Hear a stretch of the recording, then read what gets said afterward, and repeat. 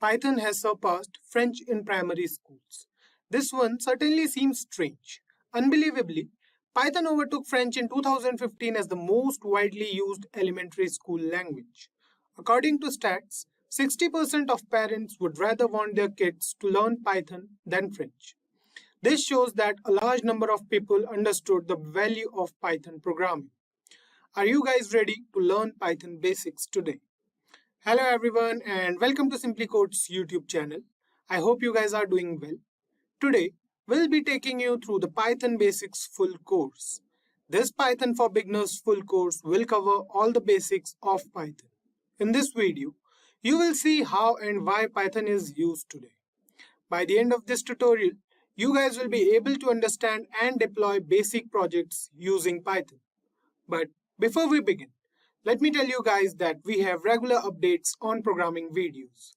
So, if you are a programmer and want to learn something new, then consider getting subscribed to our YouTube channel and press that bell icon to never miss any updates from SimpliCode. Let's go through the agenda for this full course tutorial. We'll start this video with an introduction to Python, followed by installing Python and Anaconda on Windows 10. We'll move on and create our first Hello World program using Python. Following that, we'll cover basic Python topics like variables and expressions, data types in Python, and lists and tuples in Python. Then we'll move on and cover conditional statements and loops in Python. We'll go through the syntax and examples for both of them. We'll end this video by going through a mini project in Python, wherein we'll create certain small Python projects with all that we have learned. I hope you guys are ready to learn something new. So without any further delay, let's get started. Hello everyone and welcome to our course on Python programming. My name is Anish Karan and I will help you learn the fundamentals of Python programming and what programming in Python really means and what it is all about. I am sure there are plenty of you over here that are watching this video that have their own reasons and multiple reasons to start learning programming and programming in Python in particular. Our goal over the duration of this course is to ensure that you are able to learn Python and learn Python programming to a level in which you can tackle whatever problems you have and whatever projects you set out to do in the future. Now, I'm sure you must have heard that there are some of the most upcoming fields and some of the high prospect domains in the market right now, such as data science, AI, machine learning, require Python programming. And our goal in this course is to get you to a level where you can start tackling and creating solutions to whatever problems you may occur, whether it be in your job or in your studies or anywhere else or any personal projects that you may take up in the future. Now, before we actually get started on the actual concepts and the fundamentals of Python, I want to show you over the next 2 or 3 videos exactly how Python came to be, what was the philosophy behind creating this language, and basically a brief introduction behind Python and Python programming. So Python programming was developed first by a person, a Dutch programmer by the name of Guido van Rossum, and Python was first released by him in the year 1991. Now, the design philosophy behind Python was to create a language which was much easier to read and much easier to actually code in compared to or in contrast to the languages that were prevalent back in those days, such as the language C. Now, formally, Python is an interpreted high-level general-purpose programming. And what this means is that Python is a language that can be used for a wide variety of applications, as we will see later. The high-level part of this definition basically tells us that Python is written in a language that is very abstract, at a much higher abstract level compared to the instructions that a computer can actually read. So in layman's term, you can say that Python is very close to the actual language that we humans use, and that's the way Python has been designed. And the difference between a high-level programming language and a low-level programming language is that low-level languages are essentially machine language instructions that are the actual instructions that a computer can actually understand. A high-level language like Python is something that we humans understand better and we can write in it better. Now, the term interpreted over here essentially means that we don't need to compile our instructions that we give in Python. Now, as I mentioned earlier, that the computers or any system that involves computing needs low-level language to be fed to it so that the computer can actually understand, because computers cannot understand the way we write our code. And this process of converting from high level to low level is called compilation. And in most languages such as C, there's a special process involved called compilation, which we do after we create our blocks of code or scripts or whatever. Now, when we say Python is an interpreted language, what this means is that we can actually work on Python and see the results right at the get-go. We can skip this step of compilation because our system that runs Python actually does all of that conversion from high level to a low level language as we type our code. And this actually speeds up the process very well for us and makes programming in Python and other interpreted languages as well much easier for us. Python is of course an open source language. It's the most bare implementation of Python, known as CPython, is actually even currently being maintained by a foundation known as the Python Software Foundation. So essentially Python is being maintained, developed by a group of very talented developers, and it's open to pretty much anyone to work with and to create libraries for. This allows Python to be an amazing language in the modern world, because in the modern world we have different issues and different problems in different spheres and domains that we would need to update our libraries or update our packages that we use in our programming language on a very regular basis. And so Python, being an open source language, allows us to keep updating and keep up with the times essentially when it comes to solving problems. Now let's go over some of the features of Python, and these features are actually why it's considered that using Python is advantageous over using other languages. So let's start with some of these points.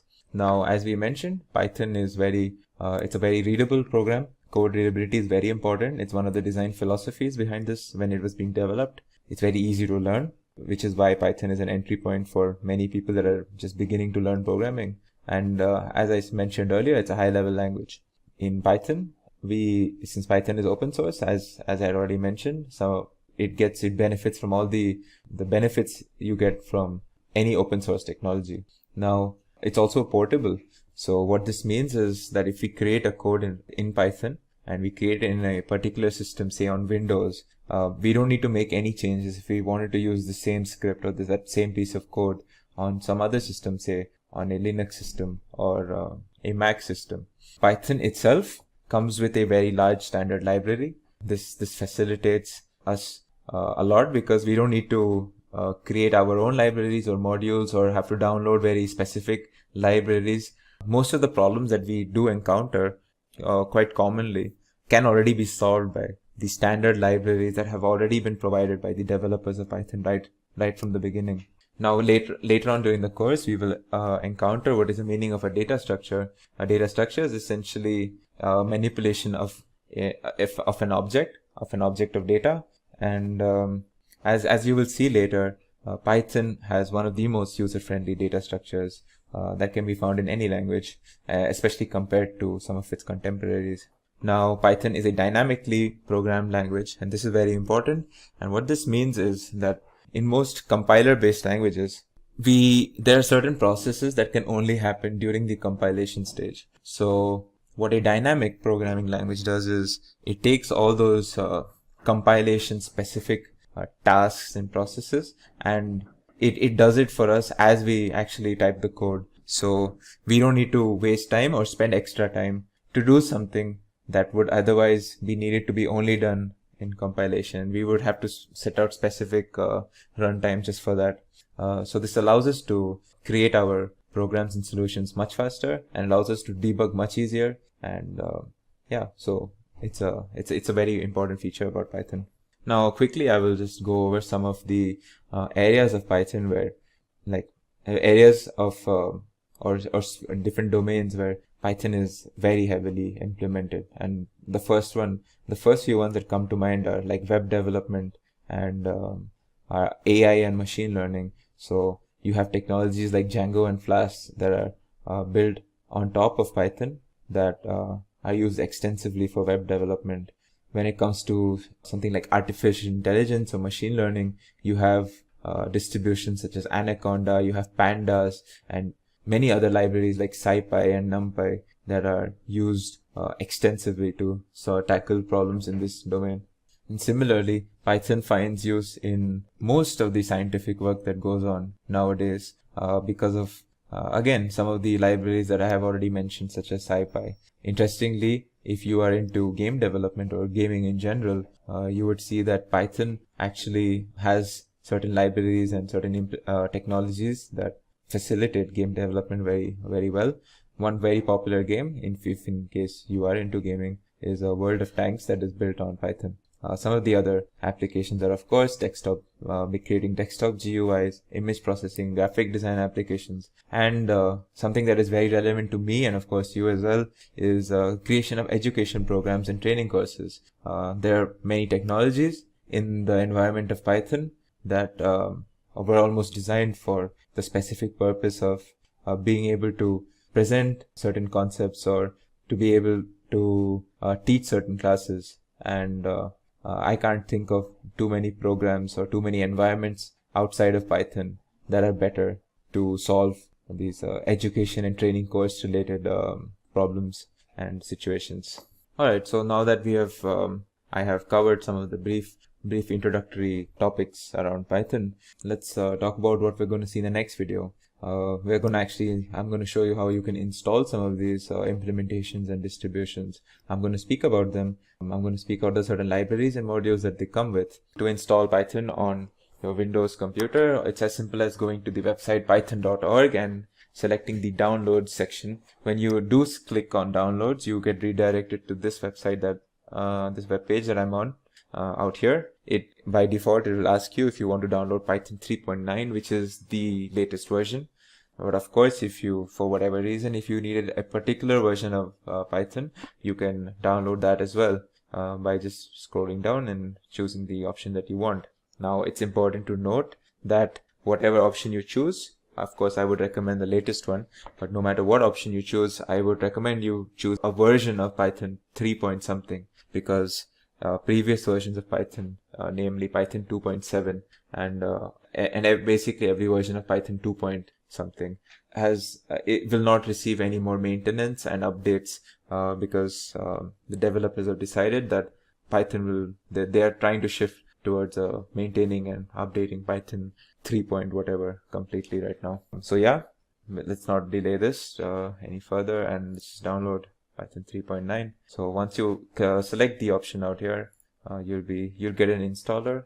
All you have to do is click on that and it'll give you two options: to customize installation or install now. I would of course recommend just do install now. Since you're a beginner, do not worry about what a custom installation is. If you have multiple drives in your system, by default the Python will be downloaded into the drive where your Windows is actually installed, your main drive. So as you can see, now that once my setup is done, it should give me a pop-up soon. So my setup is done for Python, and this is essentially how you would download Python on your Windows system.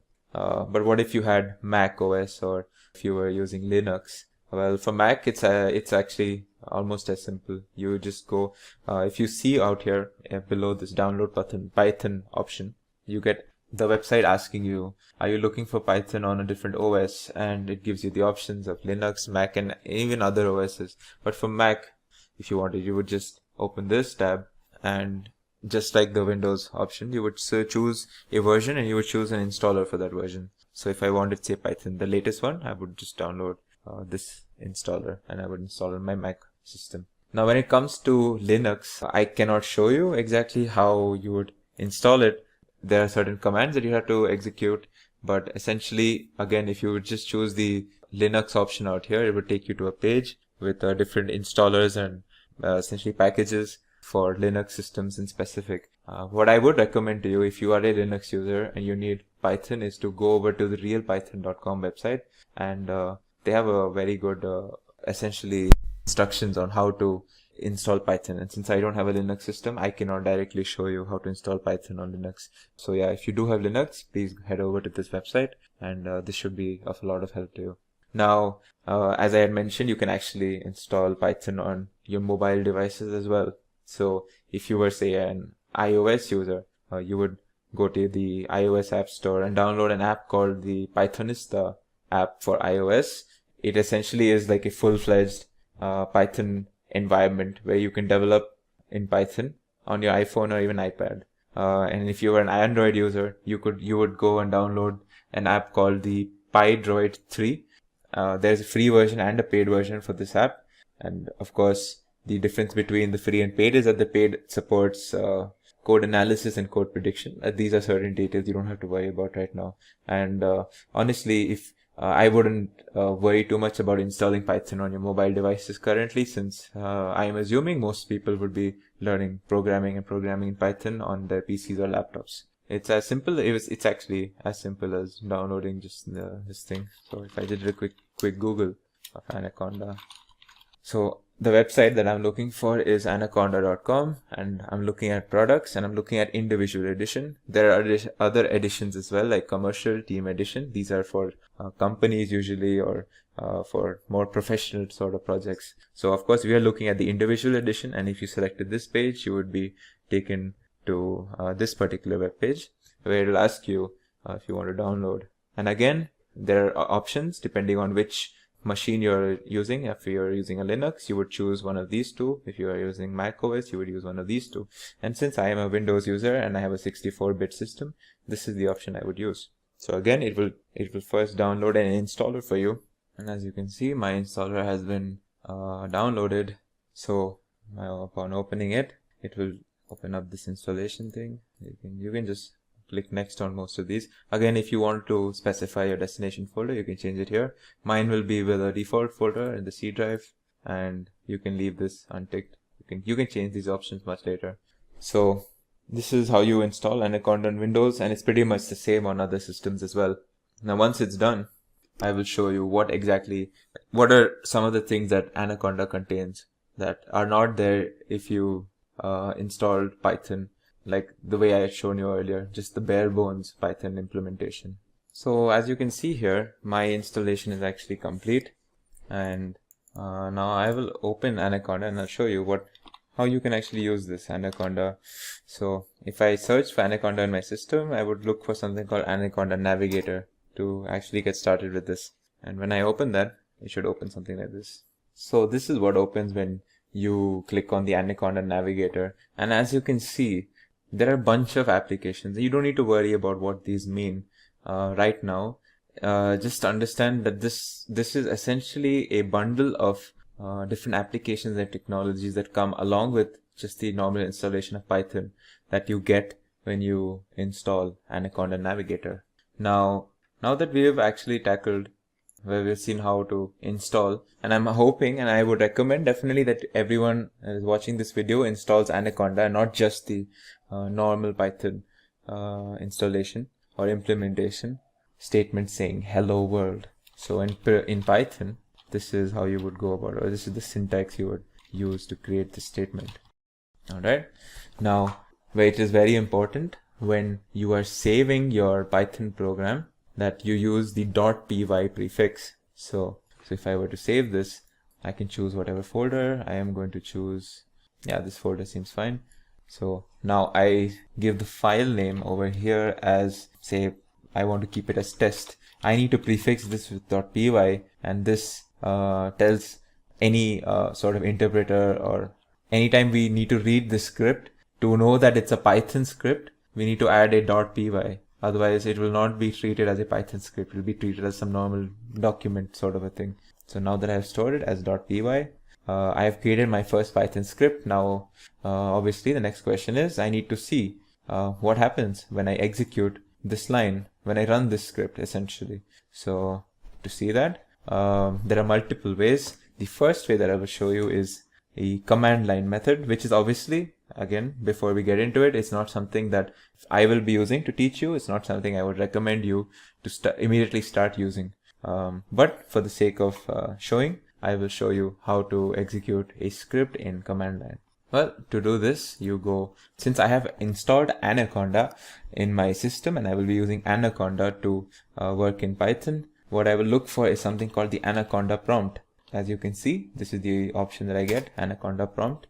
This will essentially open you a command line under the environment of Anaconda or Python.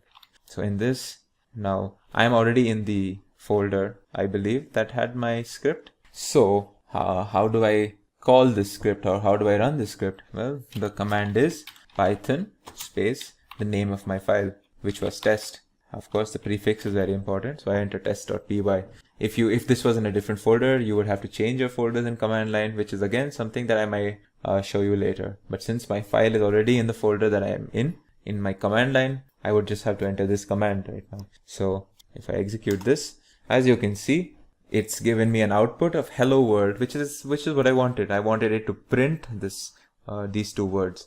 And of course, the command line is now waiting for the next command for me. So this is one of the most simple ways of, or the most rudimentary ways of executing a Python script. Now, another question would be, well, this isn't the most visually appealing, or not the easy to read or easy to use way of executing scripts. And I would agree. And that's why I'm going to introduce another technology or a software called the IDE.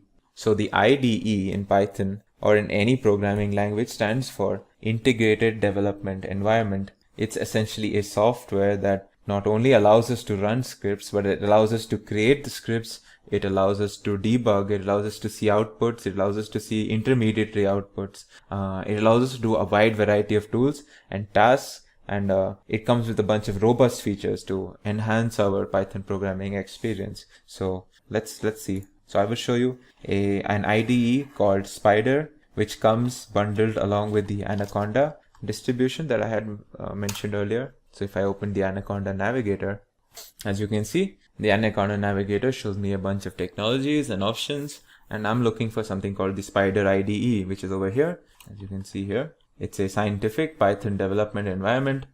This is exactly what I'm looking for. So I am looking to launch this. So now that I've launched it, you can see out here, this is what an IDE looks like.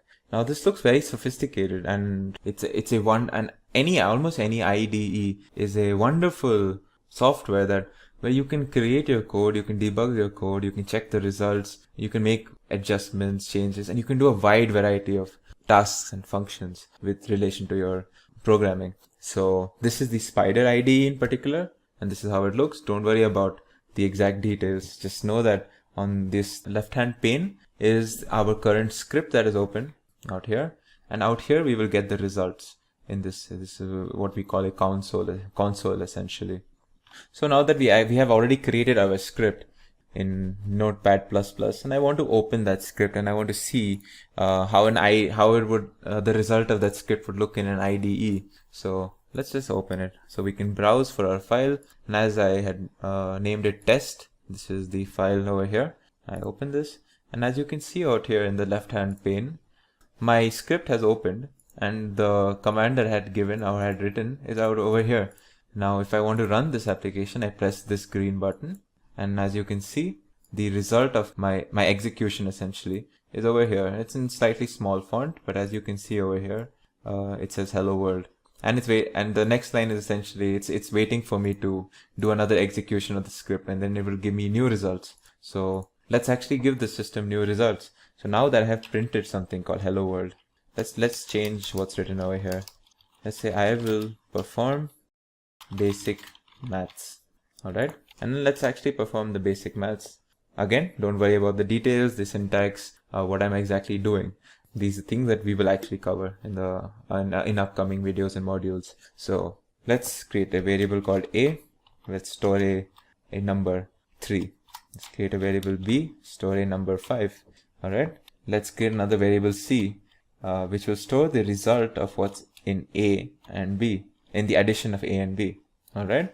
And let's print the result, or print what's in this variable c, or what's the result of a plus b. I will print a statement saying the result of the addition of 3 and 5 is, all right, and I will put my result over here.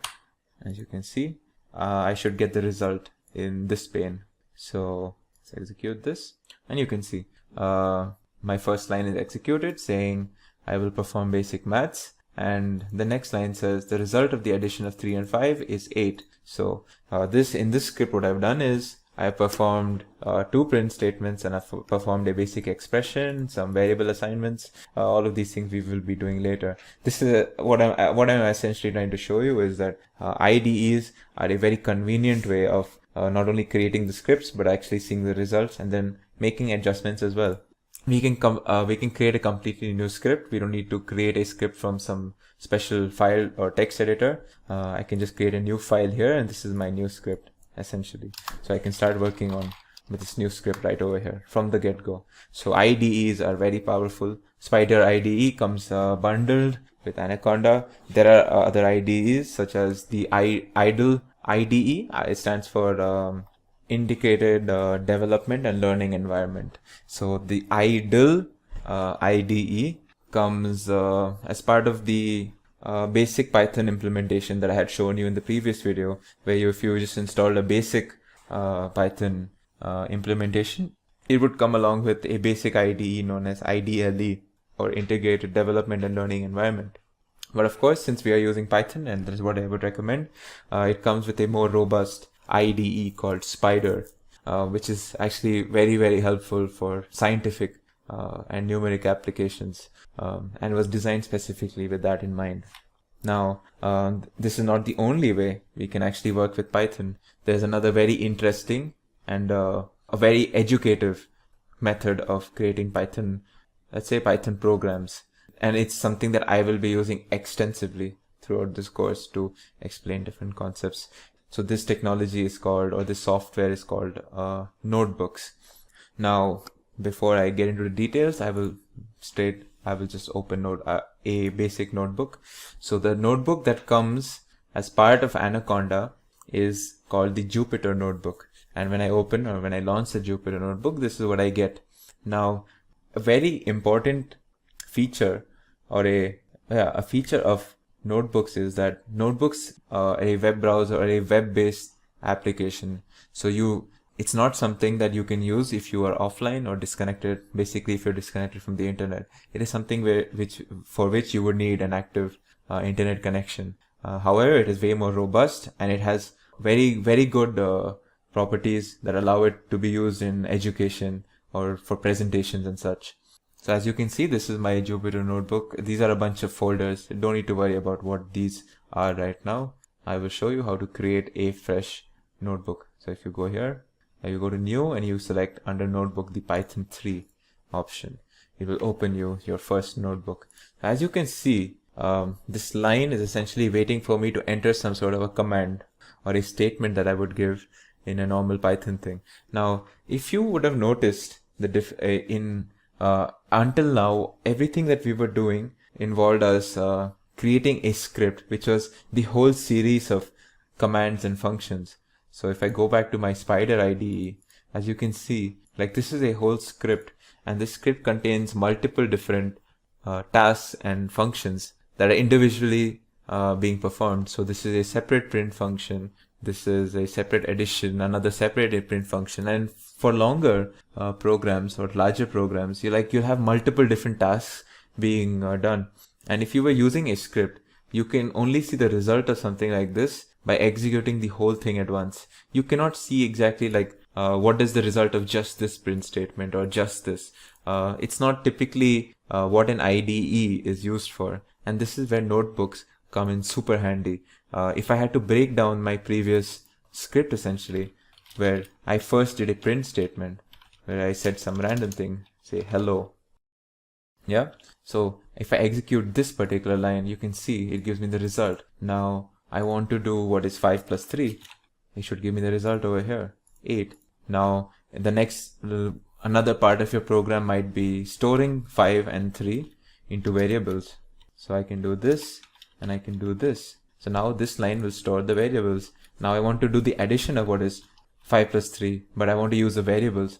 And I want to see what's the result. As you can see, a plus b means 5 plus 3, which is 8. And I've essentially broken down various different parts of my previous script into its individual tasks, and I'm able to see what each part of that script does. And this is very good when it comes to making presentations or trying to teach a class. So I will personally be using notebooks a lot to explain different concepts of different concepts when it comes to Python. And I would recommend that you get used to notebooks in general, because it's an amazing way to learn Python programming, or programming in general, in fact. And again, as I had mentioned earlier, notebooks are something that it's an online application. It's a web-based application. So I will have to need a active internet connection to be able to work on a notebook, which could be a disadvantage if you do not have a consistent internet connection. And in that case, you would probably use your IDEs or text editors, which can be used offline as well. Well, an expression in Python is anything that results in a value. Its difference, or the difference between an expression and a standard statement in Python, is that a statement in Python is something that results in an action or an execution of a command. There is no calculation per se, or any sort of manipulation, or, as I said earlier, calculation resulting in between two different, say, numbers or other objects that results in a value. And this happens in the case of an expression.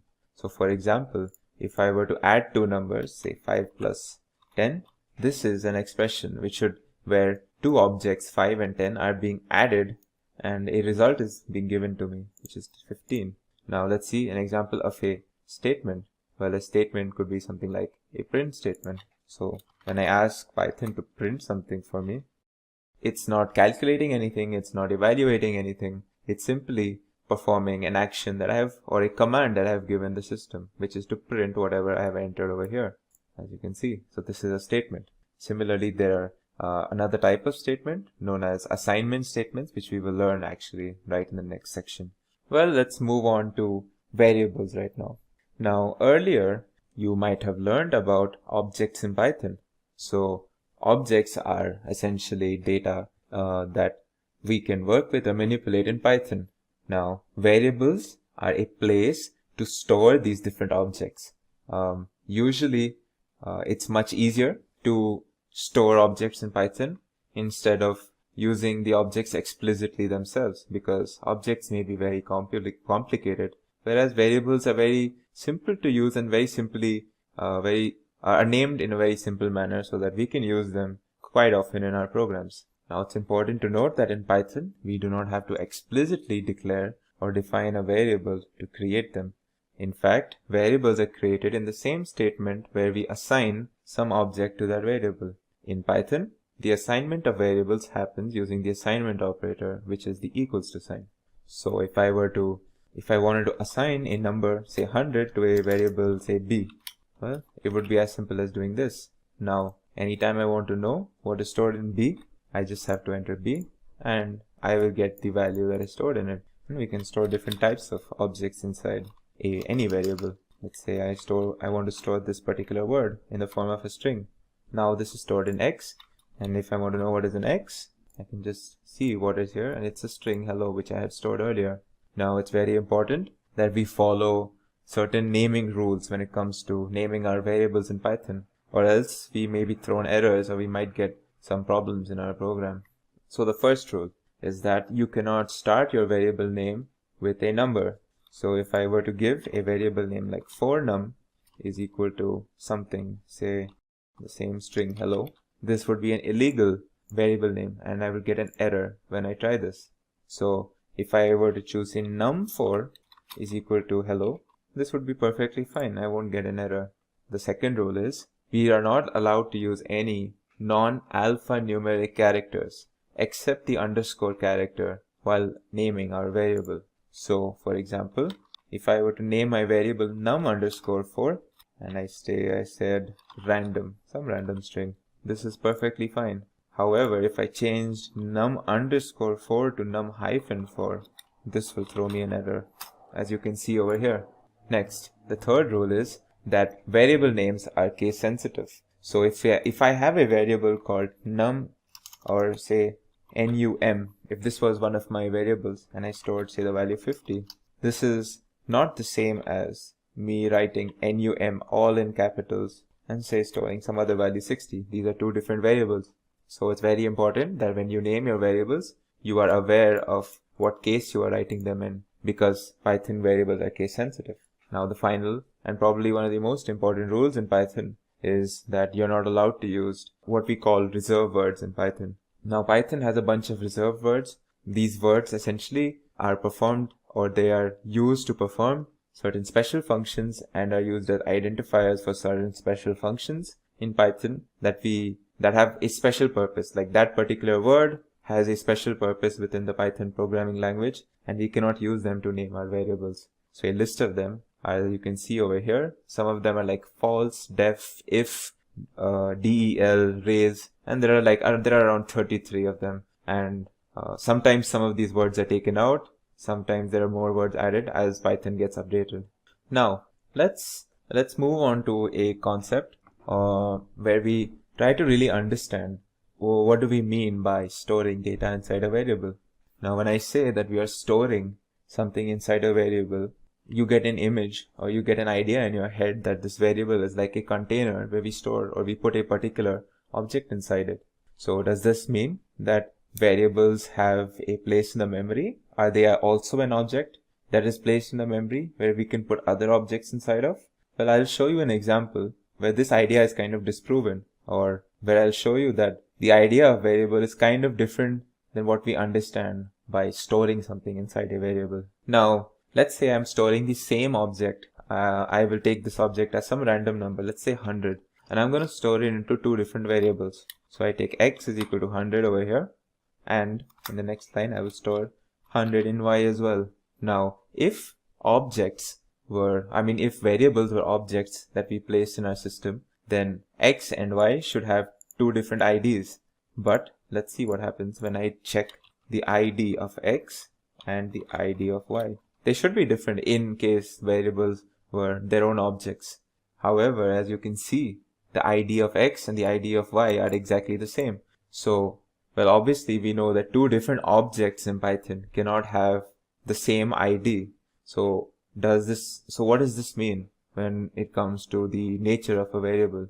Well, the fact is that variables are not actually objects in Python. In fact, variables are more like pointers or references to the actual object. So when I said x is equal to 100 and y is equal to 100, what I'm actually telling the system is that there is this variable name called x that I want to refer or point towards the actual object that is in my memory called 100. And I do the same thing with another variable y. So I am not exactly creating a different space in my system for these variables. These variables are more like placeholders or references that point to a particular place in the memory where this object is located. And that is what happens when I do ID of x and ID of y. It's not giving me the ID of something called x or the ID of something called y. It's giving me the ID of 100 each time because 100 is stored in x and y. So as you can see, this is something like a visual representation of what I'm trying to say. And similarly, if I were to, so in this example on the left, as you can see, I've used the value of 50 to explain my point. So as you can see, initially x and y are pointing towards this value 50 because I have stored 50 and 50 in both x and y. Now what if I changed the object that is stored in x? Well, that means x is now pointing towards this new object, and I have stored this new object called hello, this string called hello, as you can see here. So now x is pointing to a new object in the system, and it's called hello. And I haven't changed anything with respect to y, so y will point towards the same thing. And I can also make the pointer of y different, or what I'm trying to say is I can store something else in y. Say I stored this list in y, 50, 60, and 100. And when I do that, now y is pointing towards a different object in Python, and x is also pointing towards something else. So what happens to this object 50? Well, now that there's no variable referring to this object 50, it becomes what we call an orphaned object. And we can actually see that when we do the ID of x, now let's go back to my example on the right where I stored x is equal to 100. So as you can see, it gives me some ID represented by this number. Now let's say I stored something different in x, say 200. Now if I do the ID of x, it should give me a different ID because, as you can see, the values are different. And this is because this object 200 is what is stored in x, and when I do the ID of x, I'm actually getting the ID of this new object now, 200. So as you can see, variables are, they should be, and they are treated more like references or pointers instead of containers for a particular object. So I hope in this video you got a brief introduction into the concepts of variables and expressions. Now, what are objects in Python? Well, all the data that we manipulate or use in our operations in our code are represented as objects or relations between objects. So if you want an example, two numbers that you add in your code, well, both of them are objects, and they're usually numeric type objects. Similarly, if you want to store someone's name or an address of your hometown in your code, you usually store it in a form of text, and that text is also an object, usually a string. Similarly, you might want to create a container of different smaller objects inside them, and that big container is also a type of an object, and one of those containers are called lists. And similarly, we have many different types of objects which we will be covering during the duration of this course. The following pictorial representation gives us a broad classification of different Python data types and objects. As we can see, there are 5 broad classifications. Numeric, which contains integers, complex numbers, and floats. We have the dictionary data type. We have the Boolean, which essentially consists of objects that have only 2 valid values, true or false. Then we have sets, and we have sequence data types, such as strings, lists, and tuples. Every object in Python has 3 important properties that kind of define that particular object. They are its identity, its type, and its value. The identity of an object is, it can be considered as a place in the memory or its address in the memory where an object is stored. An object's identity does not change once it has been created. So for example, if I took an example of, say, a string called hello, I can use the ID function, this is how you use the ID function, to find out the ID of this object. And it should be, the answer should be in the form of a particular long integer. So as you can see, the ID of hello is this integer 2326476623024. Similarly, all objects in Python have an identity. We have another operation with regarding the identity of an object is the is operator. And the is operator compares the identity of 2 objects. So if 2 objects have the same identity, it should give the answer true, otherwise false. Now the next property of objects is the type. The type of an object is essentially what defines what kind of values and operations that object can have. So for example, a numeric data type in Python, such as an integer, would allow us to do arithmetic operations. And similarly, string object type in Python will allow us to do concatenation operations. Much like its identity, the type of an object cannot be changed as well. Now let's see what's the type of that particular object that I had shown you above. As you can see, it should be string. str stands for string. Similarly, if I did a type for a number, say 50, it should give me int, as you can see. Now the third property of an object in Python is its value. Now the value is the actual data that is contained in the object. It's the thing that we use, that we display, that we can manipulate, and that we can perform operations on. So for example, if I were to talk about this string is hello. So the value of the string is the word or the sequence of letters that spell out hello. And similarly, this particular object is a numeric object with the value 50. Let's see, in this pictorial representation, I have shown you that you can assume this dashed blue area as the memory of the system. Now within this memory, we have objects created called 50 and hello, and this list containing smaller objects called cat, pen, and 40. Now, what I'm trying to show you here is each of these objects have a type, an ID, and a value. And let's see what they are. If I wanted to see, as we had already seen the type of 50, now let's find the ID of 50. As you can see, we get this unique ID for the object 50, which is obviously not the same as the ID of the object hello above. And the value of this object is the variable 50 itself. So that was a brief introduction into objects in Python. Numeric object types in Python are a broad classification of objects. Plenty of common real-life applications that we associate with numerals, such as arithmetic operations and calculus, are done in Python using numeric object data types. There are 3 main types of numerals or numeric data types in Python.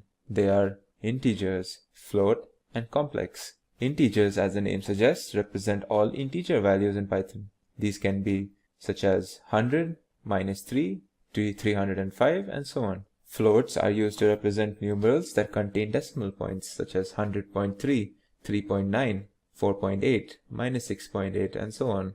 Then there is the complex object type, which is used to represent complex numbers in Python. And this is an example of a complex number, 3 plus 7j. This is a complex number 3 plus 7j, where the real component is 3 and the imaginary component is 7. All complex numbers have a real and an imaginary component, and this is how we denote them. Now it's important to note that this j is a very common symbol in maths and engineering used to denote the imaginary portion of a complex number. And it's the same in Python as well. So moving on, let's talk about type conversion in Python. Type conversion refers to the conversion of an object from one data type to another, for example from string to an integer. And there are different types of conversions, and let's go through some of them. First of all, let's consider the conversion of something to an integer, and more specifically, let's consider the example where we convert a string to an integer. So let's consider my example string to be something called 145, and I'm storing this within a string for a reason, because I want to convert a string to an integer. So as you can see, I have stored this 145 within a variable x, and if I were to confirm that it is actually an integer, I can use the type function and see that it is actually an integer, str. Now let's convert this into an integer using the int function. So how would we use it is simply passing the int, by passing the variable that we want to convert into the int function. And as you can see, this is what I've done over here, but before this I will also store it into another variable. Alright, now let's see what's in y. Well, y gives us 145, but are we sure that it's an int? We can just check it by using the type function. And as you can see, the type gives us the answer int. That means that we've converted the string to an int. Interestingly, we can convert something and also specify what base we have to treat the number as. By default, when we pass something in the int function, the program or Python will treat whatever we have passed within the string as something in base of decimal. But what if we were to pass something that is, well, not in a decimal?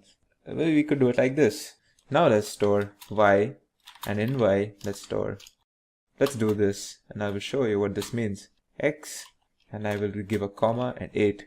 What this tells Python is, well, I want to convert the string in x into an integer, but I want to treat whatever is in x as a number of base 8. So 145 is actually 145 in the base 8. Now when we see what's in y, we get 101, which is different to 145, because, well, 101 is actually the decimal equivalent of 145 in the base 8. Similarly, if we were to give it in the base 2, we would just replace 8 with 2 over here. Now next, let's talk about converting something to a float. Now as we know, float is just simply something that has a decimal point. So let's convert an integer into a float. How would we do that? Simply by using the float function. So if I gave 120 and I pass this integer through the float function, I should get 120.0. These two are not the same, though they may mean the same things to us, but for Python, 120 is an integer and 120.0 is a different object, which is a float. And this is how we convert something to a float. Now what if we wanted to convert an integer to a string? Well, we can use the str function. We can also use the hex and the oct function if we want to convert a particular number to a hexadecimal or an octal string respectively. Let's look at all three examples. Say I have a number 688 and I want to convert this into a string. I just use the str function around this. So as we know, just to confirm, let's see what the type of 688 is. This should be an int, as we can see. But let's say we convert it into a string 688 and let's store it into some variable. Let's call it a. Alright, now let's see what's in a. It gives us 688 in the form of a string, but we can confirm by checking the type of a. It is an str, so it is a string. Similarly, we can use hex if we wanted to convert an integer into its hexadecimal equivalent as an output of a string. As you can see, this sort of complicated thing is actually telling us that we have converted 688 in terms of hexadecimals. Now, how do we read this output? This 0 should not be treated as anything. It's more like an identifier, which says that the letter after this first 0 is the base of this whole number. So it's saying that X stands for hexadecimal.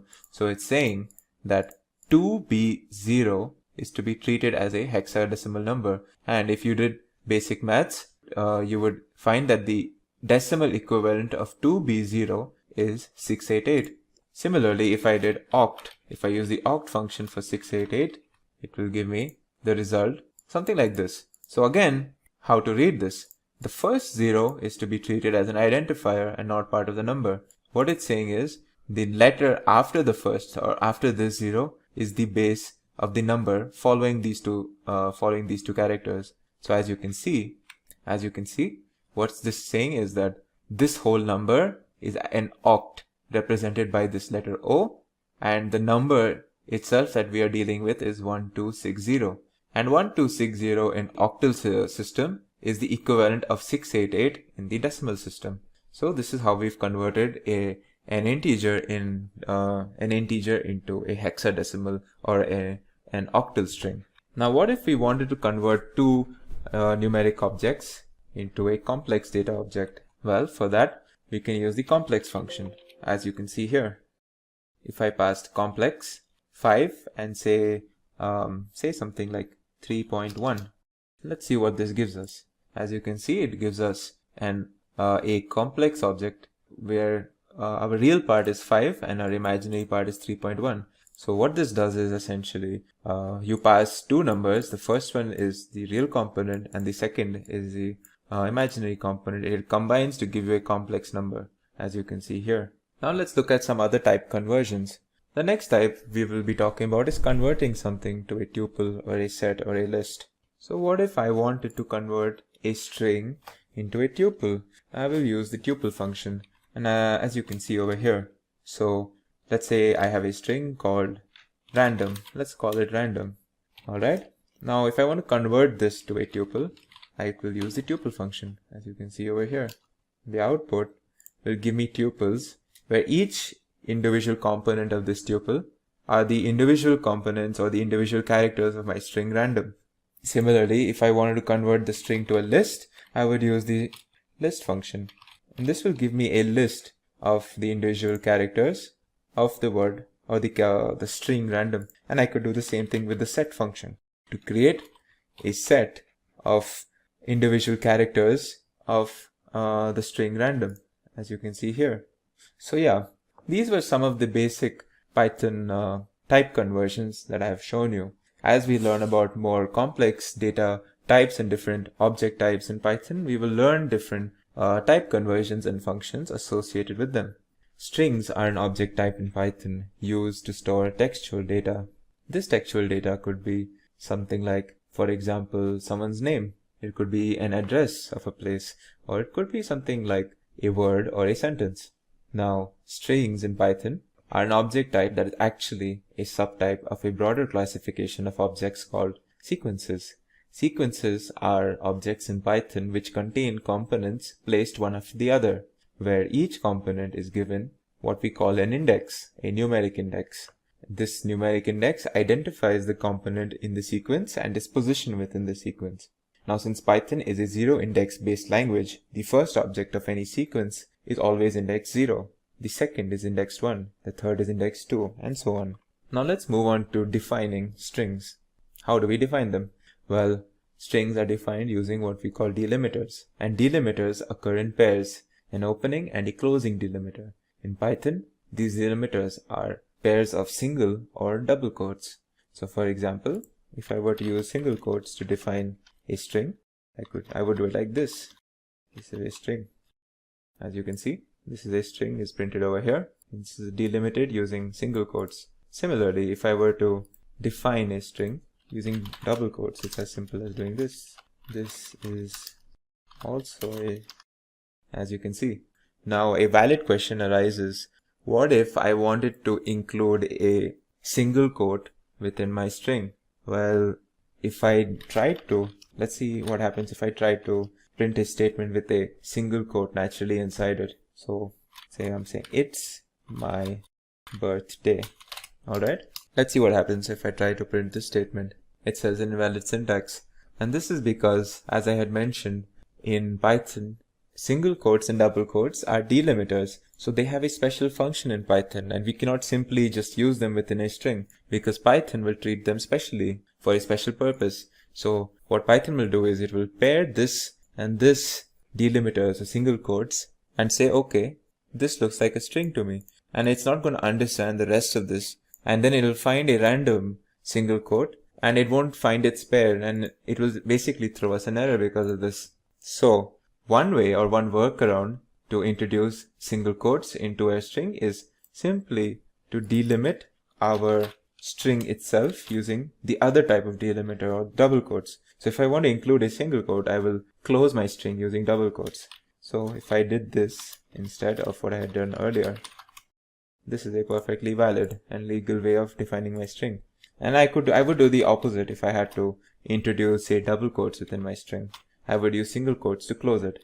So if I were to write a speech statement, she said, I am hungry. Alright, I want these two double quotes to essentially show that this is a speech, and I'm going to close the string using single quotes.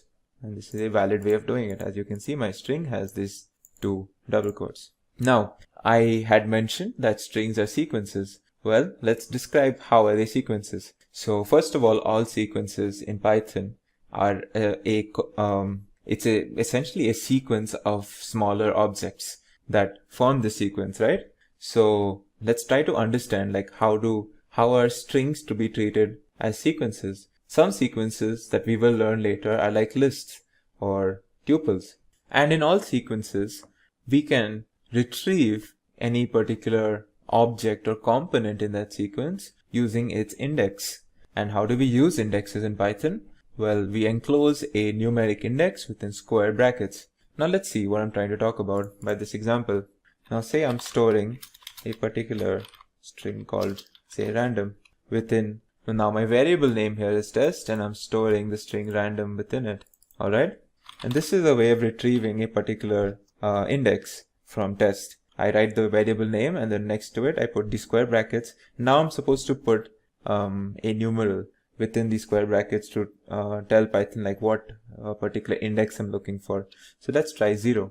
Now as I said, Python is zero index based language. So the 0 index essentially means the first part of or the first component of a sequence. So let's see what happens when I ask Python to retrieve the first part of what is stored in test. It gives me the string R. In fact, it's just one character R and it's a string. So as you can see, it has given me the first character of the string random, which is R. So what this shows is that this string random is essentially a collection or a sequence of one character strings. So random is essentially a collection of the string R, the string A, the string N, and so on together combined to form the whole string that we call random. Similarly, if I wanted the character at the third position of this thing, I would use, well, since it's the third position and since we're working in Python, I would use the index 2. And it should give me the letter N. As you can see, it's given me the letter N. So this is how we can show that strings are also sequences in Python. Well, now let's move on to certain string operations and functions that we can perform. Well, as you have seen already, that we can retrieve any particular character within a string using numeric indexes. Well, what if we wanted to know what index is a particular character at? And we can do it like this. We use the index function. So let's say my test, and I want to know where or what position the character D is in my string random. So this is how I would use the index function. Index, and within the index, say I'm looking for the character D, and now it should give me the answer 0, 1, 2. It should give me the answer 3. So if I execute this, it gives me the index 3. So this is the index function that we can use for our strings. Now, what if we want to say slice a string into a smaller part? We want to slice it and we want to retrieve only that particular slice. Well, here is an example. Say I'm going to use the same string called random, and it's stored in test, right? So the way of doing this is like this. Now let's just see what this does first. As you can see, it's given me A and D, and if I went to my string random, A and D is this particular slice. Now let's try to understand what I have done by entering 1:4. Well, what this has done is it's retrieved a slice from the first position, the first index, which is the character A, up until the fourth position, which is the character O. But it has not included O. So it's very important when I index like this, every time I put something to the right of this colon, I am not including this itself. Alright? So it's essentially when I say 1:4, what I'm telling Python is give me the first, the second, and the third character, but not the fourth one. So it's given me A, N, and D. And this is how we do a slicing operation in Python. Similarly, if I were to say slice from the first, if I wanted only the first and the second character, this is what I would do. If I wanted the first and the second character, I would do 1, 2, 3. So this way it tells Python that I want the first, I want the second, but not the third so as you can see, I get A and N. Now, so this is a basic slicing. What if I wanted the portion of a string from a particular point all the way to the right or all the way to the left? Well, let's consider the example of where I want the portion of the string random from the, say, fourth character until the left. Well, the way I would do this is test. Now, since I want it all the way to the left, I don't enter any index to the left of my colon sign. And since I want everything to the left of the fourth character, I enter 4 here. So as you can see, it gives me A, R, A, and D, which is everything from the fourth character of my string random to the left. Similarly, if I wanted something to the right of it, I would just do it like this. I would enter some index here and I would leave the portion to the right of the colon blank. So this will give me everything, including the third character, since this is how we treat the indexing in Python, everything including the third character all the way to the right. So this is DOM, as you can see. Now another perfectly valid slicing is, say I want to slice or take out different characters from the string, but I want to skip certain characters. Like I want this one, then I want to skip one, and I want to take the next one, and then I want to skip one. Well, in that case, we have to introduce a step. So one way of doing this is, now how do we read this? So as you can see, I've written 0:6:2. So what this is telling Python is, I want every character from my string test, starting from the 0th character up until the 6th, but not including the 6th, after skipping or taking 2 at a time. Taking 2 at a time can also be assumed as skipping 1 at each step, or skipping 1 character at each step. So what this will do is, it will go to random, it will take the 0th one, it will take R, and then it will skip the next one. So it will not consider A, and then it will pick N, and then it will not consider D, and then it will consider O, up until the 6th character, whichever that may be. And if you see the output, it gives us R, N, O, which is exactly what we wanted. We wanted R, we wanted N, we wanted O, where we skipped A and D, or we skipped every second character essentially. So this is a way of slicing strings while also skipping certain characters, or skipping characters in steps. Now Python is also there's another interesting technique that we can use in Python to where we can start retrieving characters from the rightmost side of a sequence or a string. We can use negative indexes. So if I were to, for example, show you, let's see what this gives me. Test what is a -1th index. It gives me the character M. Now remember, a string is random, so -1 gave us the last character of the string random, which was M. So this is a way of using negative indexes. And similarly, if I used test -2, it would give me the second last character, which should be the character O, as you can see here. Now there are some other important functions that you may use in Python. For that, let's create another string. Let's call it upper, lower. All right. I'm storing it again in the same variable test. Let's see what happens when I use the upper function and what happens when I use the lower function. Now I'm going to use the lower function for this. So these two functions will respectively give us the result or give us our string in uppercase and lowercase respectively. So as you can see, the upper function created the first string in full uppercase and the second one created this string in full lowercase. Now another important and probably one of the most important methods that we use for strings, especially when it comes to data science, is the split function. So let's see what I mean by the split function. Let me create another string. Let's call it hello world. Alright. And I'm going to use a split function and I'm going to see what happens when I use this function essentially. So what I'm doing in these three lines is I'm creating the string hello world.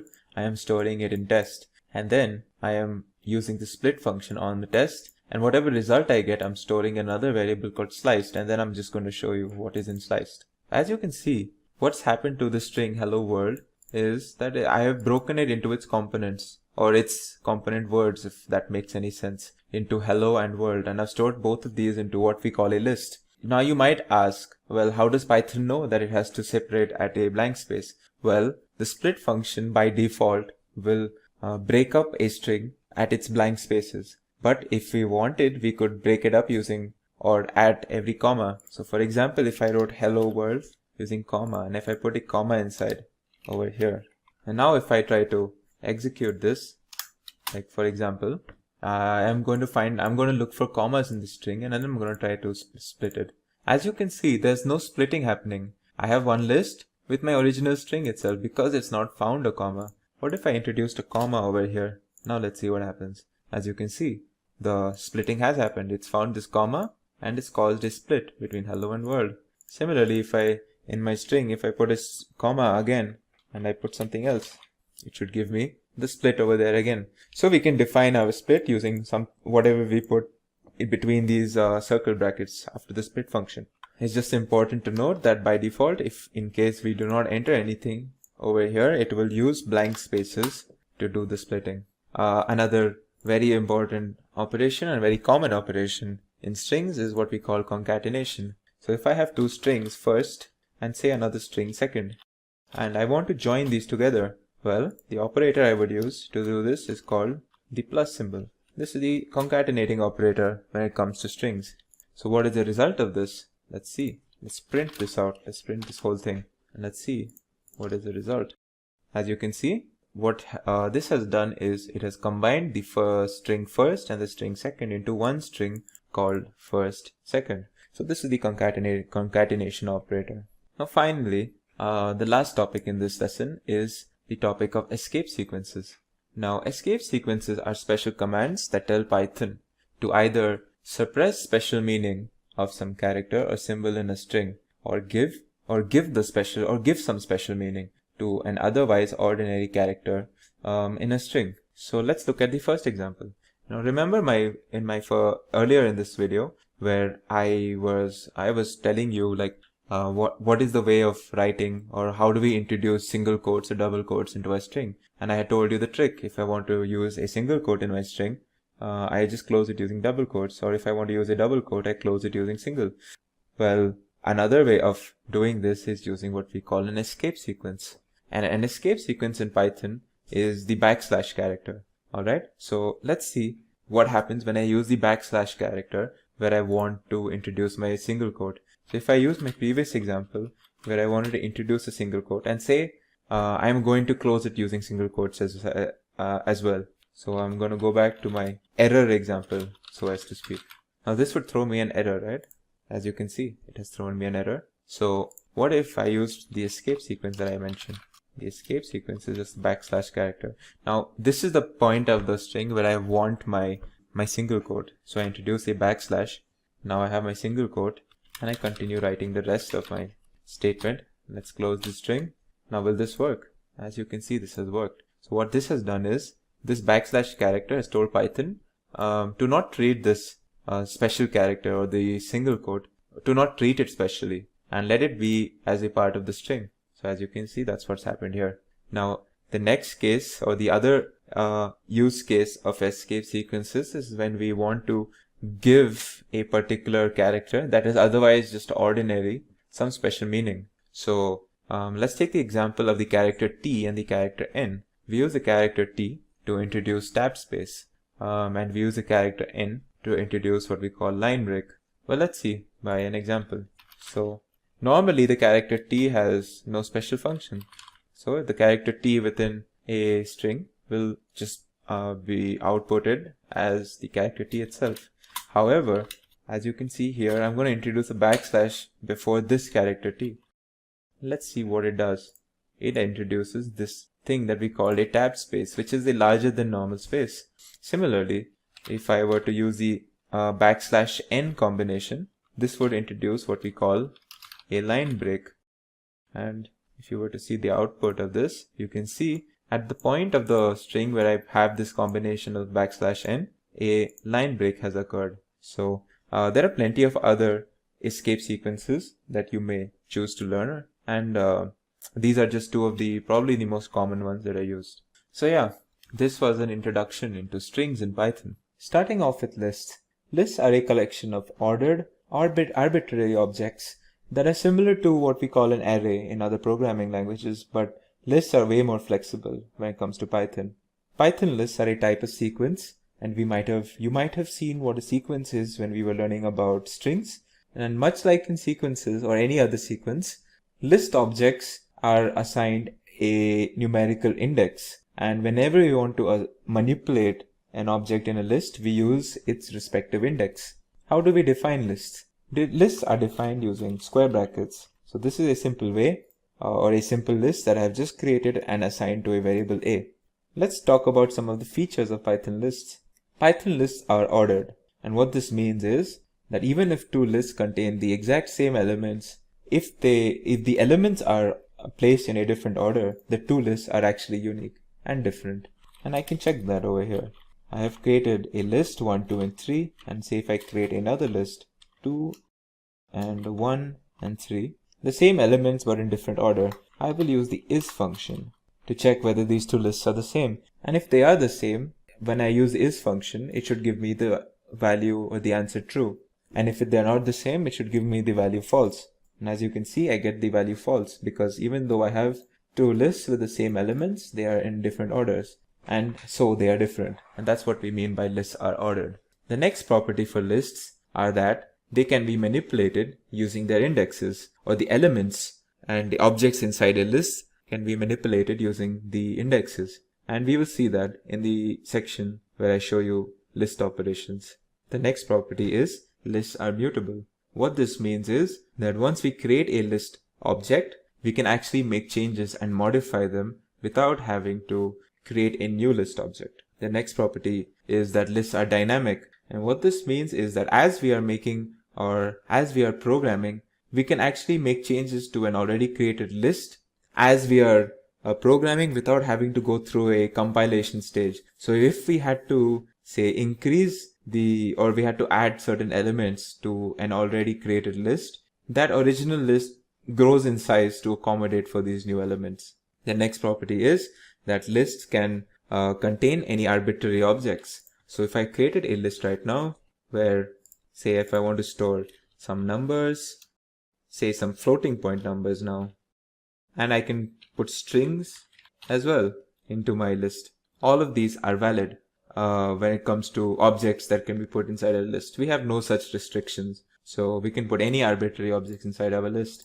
The final property that I want to talk about is that lists are they can be nested to any arbitrary depth.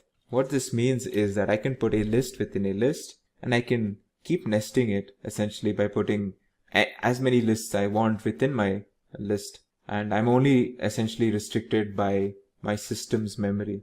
So if I created a list like this, and within this, say I put another list, and within this list I put another list, I can keep going on doing this, and I'm only restricted by the memory of my system that I'm using. So moving on, let's move on and talk about some important list operations that we will be doing. when it comes to lists. So let's create a basic list called A, where I'm storing 6 numbers.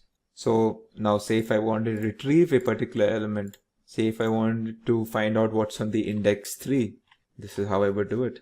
If I wanted a slice of my original list, and much like strings, I do it the same way.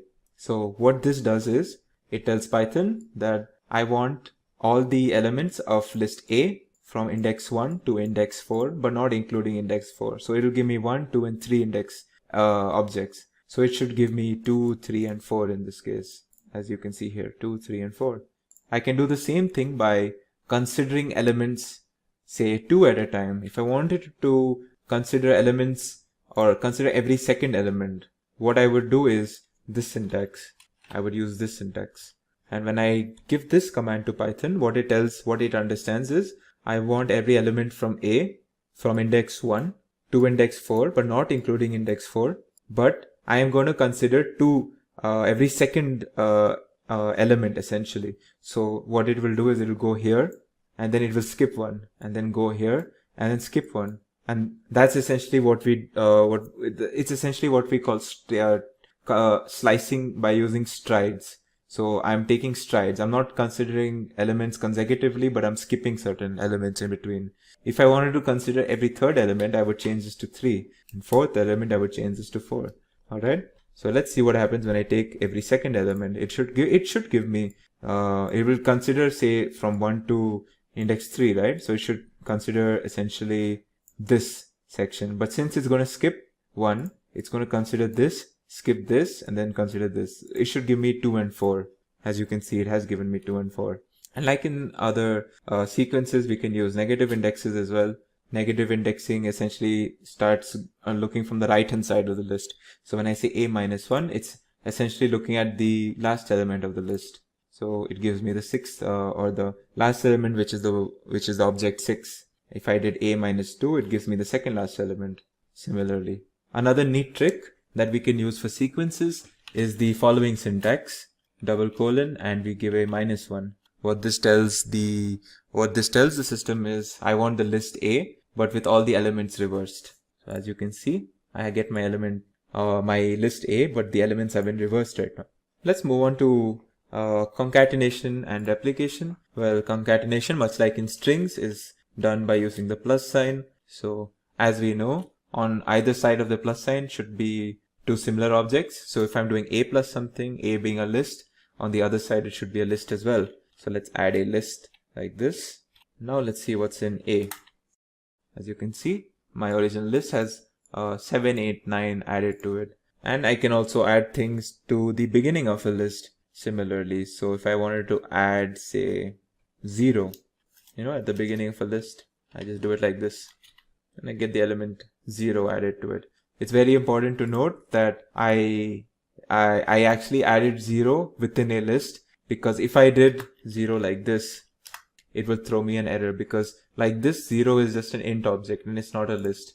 But when I put the square brackets, I make it a list, and then this concatenation becomes valid because A is also a list. Similarly, if I did A star 2, this is essentially replication, or a replication function, where I'm repeating the values in A twice. If I did A star 3, it's the same function, but now I'll have the elements repeated thrice, as you can see here. Let's move on to modifying list values. This also shows the mutable property of lists that I had mentioned earlier. So let's consider this example. So I created a list with elements where there's the 3 strings, eggs, apples, and carrots, and I have 5 int objects, 1, 2, 3, 4, and 5. Now if I wanted to change, say, the first element, all I have to do is take the 0th index, and say if I want to replace eggs with, say, mango, this is how I would do it. Now I've replaced eggs with mango. If I check what's in B, you can see the eggs have been replaced with the element mango. Similarly, I can use the slice syntax to replace a particular slice from my list with a slice essentially. So let's look at this. I want to replace the first 3 elements. I want to replace mango, I want to replace apple, and carrot. So what I will do is, I will consider this, since this carrot is the second index, so I will consider 0 to 3 because the third is not counted. Now I'm going to replace this with three different, let's see, kiwi and say sponge. Now let's check what's in B. You can see my three elements have been replaced. In fact, I don't have to replace like for like. If I want to replace, say, three elements with only one or two elements, that is also possible. So now if I want to replace the first three elements, kiwi, orange, and sponge, with just one element, this is how I'll do it. Let's say wine. Now let's check what's here. As you can see, three elements have been replaced with one wine. I can do it vice versa as well. I can replace smaller number of elements with a larger number of elements. But here there is a slight caveat that I want to show you. So an obvious way of doing this would be, say if I wanted to replace the first element wine with three different elements, an obvious way would be just consider that element's index and then put whatever objects you want. Say I want to add, instead of wine, I want to add beer, I want to add ball, and say club. Yeah, well, let's see what happens. Now if I say B, check what's inside my, you can see my elements have been added, but they seem to have been added as is. I had entered a list over here, and that whole list has been replaced, or this wine has been replaced by this whole list in the first position. But that's not exactly what I wanted. I wanted the elements within this list to be individually placed into my list. And the way to do that is not this syntax, but actually what I'm going to show you now. If I want to replace one, if I want to replace the index or the object at index 0, I would give this statement, a slice statement, where I will give 0:1. So when I do this, and if I, so let's create my old scenario again, where I had wine, and I had 1, 2, 3, 4, and 5. Now if I do this, B 0, but I give a slice, then this slice is essentially a single object slice. It's essentially the 0th index again. But because of this formatting or this type of syntax that I'm using, what Python will do is, now when I say beer and ball and club, now what Python will do is, it will not consider this whole list and add it to in place of wine or whatever I want to replace. It will actually consider the elements inside of this individually and then replace. So if you see here, now if you see my list, I actually have I've removed wine, and in place of it I've put beer, ball, and club, but these three are actually individual objects within my list and not objects within a list that is then placed within my original list. So this is an important caveat that you should take note of. So moving on, let's talk about certain methods associated to lists. Let's take a simple list now, 1, 2, and 3. The first operation that I want to show you, or the first method, is the append method. So when I do a append, and say if I want to append the list by one object called 4, I just do it like this. Now let's see what's in A. So as you can see, the append has put the object 4 into my original list.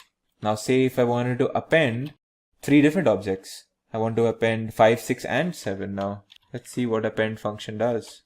Oh no, as you can see, it's done a similar operation to what we have seen earlier when we gave a single index or the single element replacement that we saw earlier. It essentially put this whole list into this particular spot into the list, and this is not what I wanted. I wanted 5, 6, and 7 to be individually placed, and we do have a way of doing that, and the way to do that is the extend function. That is what I'll show you next. Now if I want to extend, say, the original list by 3 different elements, 8, 9, 10, when I use the extend function, it will not put this whole thing. It will consider each object inside this thing individually and then add it to A. So if you see my result, this is exactly what I wanted. Now the next method that I want to discuss is the remove method. So the remove method is how you use it is, within the parentheses you put the object that is present in the list that you want removed. So you don't give an index over here, you give the object itself. So if I want the object 8, alright, this number, if I want 8 itself removed, what I will do is put the value 8 here, and it will remove it from my list. So if I check my list A, as you can see, the value 8 has it's gone. Another similar function to remove is the pop function. Now the pop function by default will remove the rightmost value from the list. But unlike remove, the pop function actually outputs a value, and that value is what we have popped out of the list. So by default, it will pop out the rightmost value of a list, or rightmost element of a list. And in this case, that element is 10. So it should give me 10. But of course, if we want to pop out any particular object, in this case, we do not give that particular object, we give its index. So now say if I want to remove this list object from my bigger list, as I can see, it's in index 0, 1, 2, 3, 4th. It's the 4th index. So if I want to remove the list which is at the 4th index, I give the index value inside the parenthesis and it pops that out for me, as you can see over here. So this was it for lists. Let's move on to tuples next. So tuples are another ordered collection of objects much like lists, but they differ from lists in two key properties. First of all, tuples are defined using parentheses instead of square brackets. So this is how I would define a tuple with elements 1, 2, and 3. And the next very important property that is different, or that differentiates tuples from lists, is that tuples are immutable. And what this means is that once we create an object of type tuple, we cannot make any modifications to it. We would have to only create a new object if we wanted something different. And this is obviously a key difference between a tuple and a list. But apart from this, every operation that we have done on lists are actually possible to do in the case of tuples as well. So any operation that we did to lists that did not modify the list, or that does not do any modification, we can actually apply to tuples as well. So if I wanted the first element of this tuple, all I have to do is call it by the index 0. It should give me the value 1, as you can see. If I wanted a slice, I can do that as well. It should give me 2 and 3. And if I wanted to reverse my tuple, well, I can use my same neat technique that I've used for lists and that I can use for strings as well. So it gives me my old tuple, but with the elements reversed. So now the natural question is, why do we use tuples over lists? Well, one important difference is that when we make a program execution where we are manipulating a tuple, if we did the same thing for the exact same objects in that if it were present in a list, it would be much faster in a tuple. Essentially, program execution is just faster on tuples when compared to an identical list. So you use tuples over lists when we want to be efficient while we are creating an ordered list of objects. So whenever we create an ordered list of objects that we don't need to, or we don't want to make any further modifications to, we don't need to create a list, we can create a tuple. And another very important area where we use tuples over lists, or why we need a tuple instead of a list, is when we are using dictionaries. Dictionaries, as we will see later, is a data type in Python that needs an immutable component while we are creating the dictionary. So if we want to use something that is like a list, but since lists are mutable, we can use a tuple instead and use that when we are creating our dictionary. And we will see like what I mean by the immutable component for a dictionary when we actually learn about dictionaries. But yeah, these are some of the places where we would use a tuple over a list. A brief section on tuple unpacking and packing is what I would be doing right now. And what that means is that when I give this sort of a statement, you can assume this to be me packing this tuple into a object or a variable t. Now what's very interesting is, and this is something that's very key to tuples, is that I can unpack a tuple onto another tuple. So let me show you what I mean by that. So now that I have packed 1, 2, 3, and 4 tuple into t, let's unpack it into another tuple. Let's put these elements into this tuple, and I put this into t. Alright. Now let's see what I mean by unpacking something onto something. Let's see what happens when I put a. If I just want to see what's in a, it actually gives me the value 1. If I see what's in b, it gives me the value 2. If I see what's in 3, it gives me value 3, and d gives me value 4. So essentially, if you think of it, what I have done is I have matched this tuple, then put it into t, and then put that tuple t into this tuple a, b, and c, d. So what what has happened essentially is the element A has been, or a better way to say this would be the element 1 has been packed onto or unpacked onto A, 2 has been unpacked onto B, 3 has been unpacked onto C, 4 has been unpacked onto D. To show you what I've done in a single line is essentially this. This is essentially what I've done. I have assigned 1 to A, 2 to B, 3 to C, 4 to D. I have matched these two tuples together like this, and this is a very neat feature of tuples. The only important thing that you have to keep in mind is the elements of this tuple and the elements of this tuple should be equal. So if there are 4 elements here, there should be 4 elements here. Alright? In fact, another very important thing about, or a neat feature, is that we don't really need to mention the parentheses when we're doing this unpacking or packing. So if I did X, comma Y, comma Z, if I did it like this, if I put say 5 and 6 and 7, this is also a valid way of packing and unpacking. So now if I see what's the value in X, it is actually 5. If I see what's the value in Y, it is 6. If I see what is the value of X and Z, it should give me a tuple containing 5 and 7, as you can see over here. So this is a neat feature of tuples called packing and unpacking. So yeah, this is it for lists and tuples, and I hope you understood some of the concepts surrounding lists and tuples. Dictionaries are another type of composite data type in Python that are also a collection of objects, much like tuples and lists. And like lists, they are also mutable, dynamic, and can be nested. However, a key difference and property of dictionaries is that they are unordered. Items in dictionaries are paired using keys, unlike in lists and tuples where the objects are assigned numerical indexes. To define a dictionary, we use curly braces.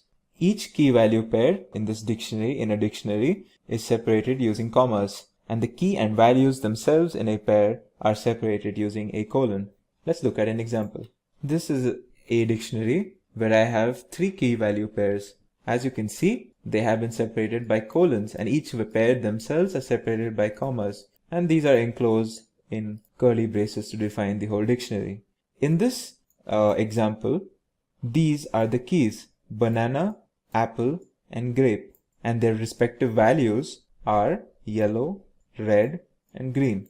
So this is very important, that in this particular data type, we have what we call a key, and that key is assigned a value, and we can have multiple such pairings, and we have 3 such pairs in this particular example. Another example, or another type of way to define a dictionary is using the dict function. This is how we use it. As you can see, I have inputted 2 value or 2 object tuples. This is a tuple, this is a tuple, and this is a tuple. And when I use it in a dict function, when I place it within a list, what Python will do is it will consider the first element of each tuple as a key and the second element of each tuple as its respective value. Now if I check what's in D, as you can see, the key banana has a value yellow, the key apple has a value red, the key grape has a value green. So this is another way of defining dictionaries. An important note over here is that the objects that we use for keys have to be of an immutable data type. So we cannot use, for example, lists as an example of keys, but we can use, say, integers or strings for our dictionary keys. Also, keys have to be unique when it comes to a dictionary. You cannot have 2 different keys with, or should I say, the same key having 2 different values. You can have only one key, and that one key will have a unique value assigned to it. Duplicate keys are not allowed. However, when we speak about values, we have no such restrictions. You can have a mutable or an immutable data type as a value in a dictionary, and you can have duplicates as well.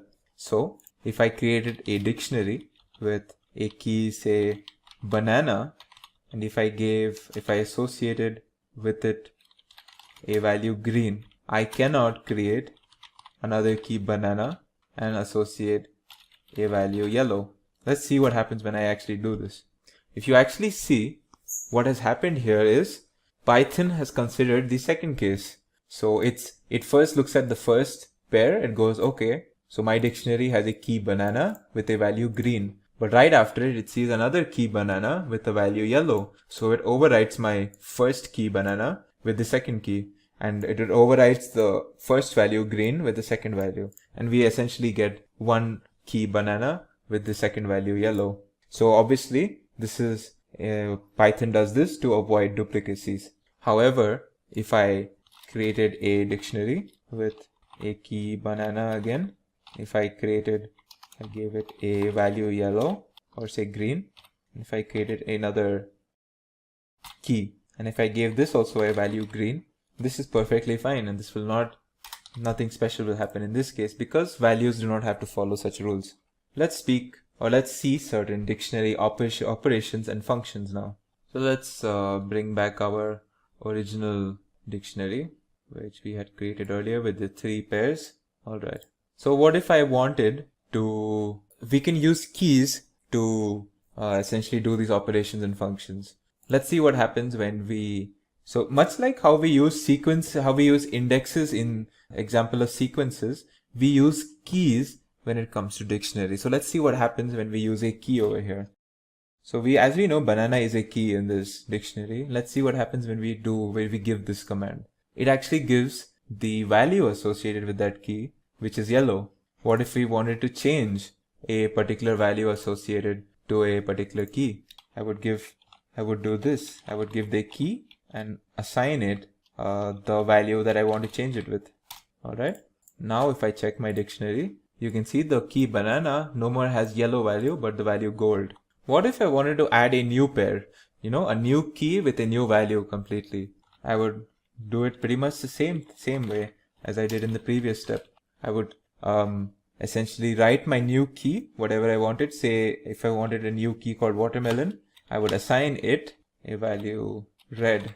And now if I check my dictionary, at the end of the dictionary, you will see that my new key value pair has been added, watermelon red, as you can see over here. Now what if I wanted to remove a key value pair from my dictionary? I can use the delete function, which is called by using the del function. Now how do I do it? Say if I want to remove the key value apple and red. So all I have to do is do del, d, and within square brackets, I have to only mention the key. I don't even need to mention the value, just the key. So you can probably draw parallels in how we use indexes when it comes to lists and tuples and even strings, and how we use keys when it comes to dictionaries. They are quite similar. So if I did this, and if I, I think red is actually not a key. As you can see, red is a value. My key is apple actually. It's not red, it's apple, as you can see. Now if I see my dictionary, the key apple and its value red has been removed. So these are some of the operations that we can do for dictionaries using keys. What if we wanted to use certain inbuilt functions that are associated with dictionaries? Well, some of the examples are as follows. There is a get function. When we use the get function, all we have to do is enter a key inside the parenthesis, and it will get the value associated with that key. So if I gave the key grape, let's see what value is associated with it. As you can see, it's green. There is also a function called items that returns the key and value pairs in our dictionary as a list of 2 object tuples, where the first object is the key and the second object is a tuple. So let's see what it does. As you can see, it gave me a list, and in this list the objects inside the list are 2 object tuples, where the first object is always the key and the second is the value, and it's the same for each of the tuples. So this is what items function does. Let's see what the next function is keys. Let's see what the keys function does. As you can see, it returns a list of all the unique keys within our list, within our dictionary. Similarly, there is a function for values as well, and as you can see, it returns all of the different values that are present in our dictionary in the form of a list. Also, it's important to note that if we have a particular value that has occurred multiple times in a dictionary, it will appear as many times it has occurred in the dictionary or appeared in the dictionary in our list over here when we use the value function. So if, say, a particular value, say I had another key where its value was green again, so I would have the value green appear in this list once more, essentially. Our next function is pop item. What this does is, much like the pop function in lists, it gives us the last entered key value pair that is present in our dictionary. So the last entered pair was watermelon, key watermelon with the value red, and that's what has popped out when we give this function. Another important function associated with dictionaries is the update function. And the update function is a very neat function that is used to merge two dictionaries together. So say if I had a dictionary, let's say I'm creating a dictionary using the dict function where I have, say, some key called kiwi. So as I had mentioned, I will use two object tuples in this case. And let's say I give this also a value green. All right. And another pair would be, say, mango. And let's give it a value yellow. All right. So this is another dictionary that we have created. As you can see over here, we have created a dictionary with a key called kiwi with value green and another key mango with a value yellow. And I already have a dictionary D with these values. All right. Now, if I want to merge these two dictionaries, I can use the update function. What I do is, say if I want to merge D with X or X with D, only the ordering will change, and that doesn't really matter when it comes to dictionaries. So if I want to merge D with X, I use D update, and then inside it I put my target dictionary. Now when I check what's in D, I have the dictionary X and its key value pairs merged inside my original dictionary D. As you can see, I have my original ones here and I have the merged ones over here. So this was the update function. So yeah, this was it for dictionaries. I hope you learned some of the important concepts surrounding dictionaries. So the first type is the none type. It's accessed through the built-in name none. Its truth value is false. It's essentially used to denote functions, or it's returned as the value for functions that don't really return anything. So if you have an expression or a function that returns no particular value, you actually get a data type called none. That is how Python interprets it. Then there is the ellipses. Ellipses is something that you might encounter later.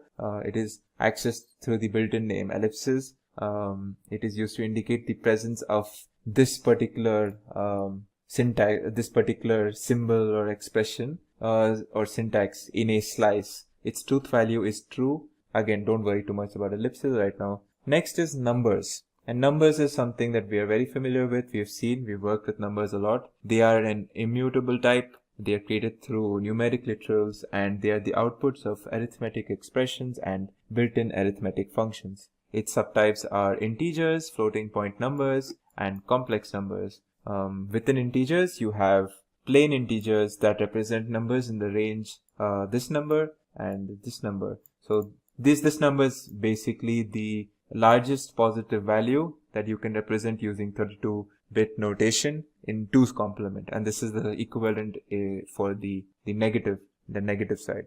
Long integers, on the other hand, are used to represent numbers in an unlimited range that is only subject to the available memory of your system. So these are two types of integers, and as we know, floating point numbers represent machine level double precision floating point numbers, or numbers with a decimal point and a component after that. Complex numbers are numbers that contain a floating point number that represents a real part and a floating point number that represents an imaginary part. So these are the types of numbers. Then we have sequences. Sequences are finite ordered sets indexed by natural numbers. So each element in a sequence has an index, and that index is a natural number. The different types of sequences are based on the mutability, whether the objects can be changed or not, is essentially what we mean by mutability, right? Once we create an object, whether we can modify it or not. That is how we differentiate different types of sequences. So there are mutable and there are immutable types. The different types of immutable ones are strings. We know what strings are. They are sequences that contain characters. Unicode is the other immutable sequence, and then there are tuples. Tuples are a collection of arbitrary Python objects, and Unicodes are sequences that contain Unicode characters. Then we have mutable sequences, and there is only one. Currently, there is only one built-in mutable sequence in Python, and that is lists. Lists are also, again, collection of arbitrary Python objects.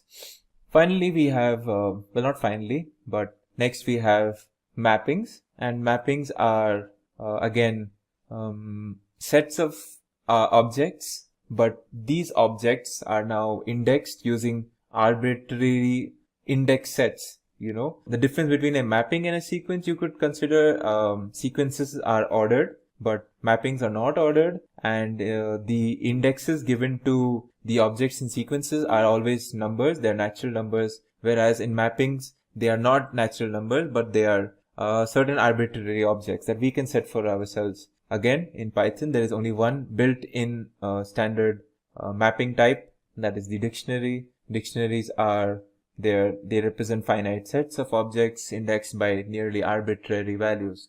The only condition is that these indexes must be of an immutable data type.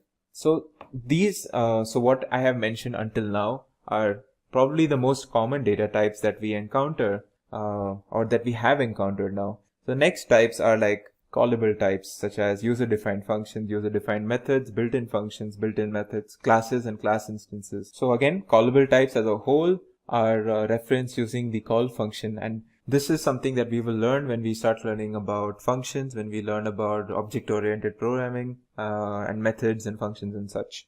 The other type are modules. So modules are module objects, or modules essentially are referenced or called using the import function. Again, modules can be considered as these large libraries or larger pieces of code or applications that that contain various different methods and functions and objects and classes within them. Again, modules are something that we will think about a little later. Files are data types that are called using the open function. So anytime and as we will during the course of this tutorial, during the course of this course essentially, we will be working with a lot of files. Some of these files are text files, some of them are comma separated files. So all of these files that we open using the function open or some other certain specific functions where we create file objects out of these files. These are what we call file data types. Finally, there are internal types that are used by Python interpreter. Again, this is something that does not concern us right now, but just know that the interpreter for Python uses these data types for its functioning. So this was a very brief introduction or explanation into Python type hierarchy. And as you can see in this table, there are different types such as addition, subtraction, multiplication. So let's go over them one by one. So a simple addition operation would be like 5 plus 6, giving me the value 11. I can do 5 minus 3, that's subtraction. Similarly, I can do a multiplication using 5, say 5 into 2. There's division where I use the backslash. So say I did division of 8 divided by 2. Now you might encounter another type of division which is called the floor division, where we use a double backslash. And what this does is it returns us the largest whole number that is lesser than the result of our division. So the difference between the float division and the normal floored and the floor division, or the single and the double backslash, is this. Say I did 9 divided by 2 using a single backslash. It should give me, as you can see, 4.5, right? So this is the actual value. Now let's see what happens when I do 9 double backslash 2. It will give me 4, which is the largest number lesser than or equal to 4.5. That is also a whole number. So this is what we call floor division essentially. Finally, we also have, if we want to raise something to the power of something. So if I want to do say 6 raised to the power 3, so I would use double asterisk, and this is how I would do it. It will give me 216, as you can see. If I wanted remainder between the division between two different numbers, I will use the percentage sign. So if I wanted the remainder of the division between 7 and 3, this is how I would do it. I get the answer 1, as you can see. So the next category of operations are logical operations. The first one is the logical AND operation, where we use the operator AND. Alright, so let's see what we mean by this. I am creating, so as we know, the AND operation returns the value true if both the operands are true. So let's actually do this for an example. Let's give this variable the value true and this the value false. Actually, it should be done like this, true, false. So now think of it like 1 and 0. So 1 and 0 is obviously 0, right? So if I did A and B, I should get the answer false or 0, because I'm doing true and false. So it's like doing 1 and 0. So if you see this, I should get the answer false. If I change this to true as well, now if I do this, I will get the answer true, as you can see. The next logical operation is the OR operation, where, logical OR is if either of the operands are true, then we should get the answer to our OR operation as true as well. So in this case, obviously, if I did OR over here, it will naturally give us true. If I change this to false, it should again give us true, and it will only give us false if both are false, as you can see here. Now it's false. The next operation is the logical NOT. It's done by using the NOT operator. So in this case, the value that we get is true if the operand is false. So let's take A. As we know, A is false over here. So if I did not A, I should get the answer true. But if I change this to true, now if I do not A, I should get false, as you can see. So this was the logical operations. Let's move on to the next set of operations, that is comparison operations. So there are a bunch of them. Let's go over them one by one. If I want to check if two operands are equal, so if I did x is say equal to 2 and now y is equal to 3. If I want to check if they are equal, I will use the double equals to sign. And if they are equal, I will get the value true. If they aren't, I'll get value false, as you can see, since x is 2 and y is 3. As you can see, x and y are not the same, so there's false. They are not equal. If I change this also to 2, now I will get the answer 2. The next comparison is the not equal to, or where we use the exclamation sign. So over here, the result of this is true if x and y are not actually the same. So I should get false over here, as you can see. But if I change this to say 5, now I will get true because x is not equal to y in this case. The next one is greater than. So if I did x greater than y, as we can see 2 is not greater than 5, I will get false over here. Similarly, there's a lesser than. If I did x lesser than y, I should get true over here, as you can see. There's also a greater than or equal to and lesser than or equal to. We simply add the equal to sign here. So let's see. Now if I say x is lesser than or equal to 3, I should get true because x is 2. And if I put 2 here, I should also get true. But what if I put 1 here? Since x is equal to 2 and 2 is not lesser than or equal to 1, this is a false statement. And I can do the same thing with like this, using the greater than equal to. Now it's true because 2 is actually greater than equal to 1.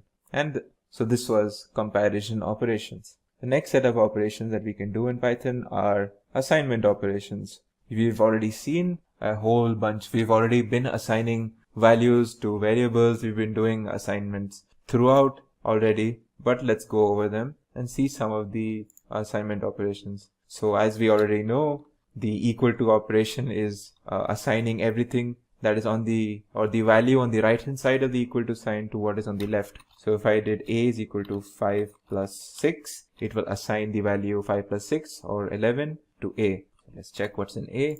As you can see, it is 11. There is a plus equal to sign, and what this does is, so for example, if I did say a, now since a is 11, let's create another variable called b and call this 5. Alright, so now if I did a plus equal to b, what this will do is it will add b to a and then store it in a. So let's see what this does. Once I do this, now let's check what's in a. It should be 5 plus 11, as you can see, 16. So this a plus, so this plus equal to sign is essentially the same as doing a is equal to a plus b. It's essentially the same thing. They're both the same.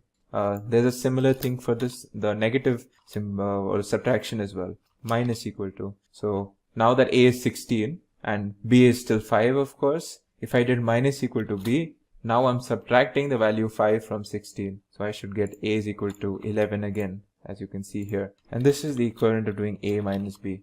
A is equal to a minus b, I mean, as you can see. So the next similar like assignment operation, let's create a is equal to say 6 in this case, and say b is equal to, I will say 2. Alright. Now if I do a star equal to b, what this does is it multiplies b to a and then assigns it back to a.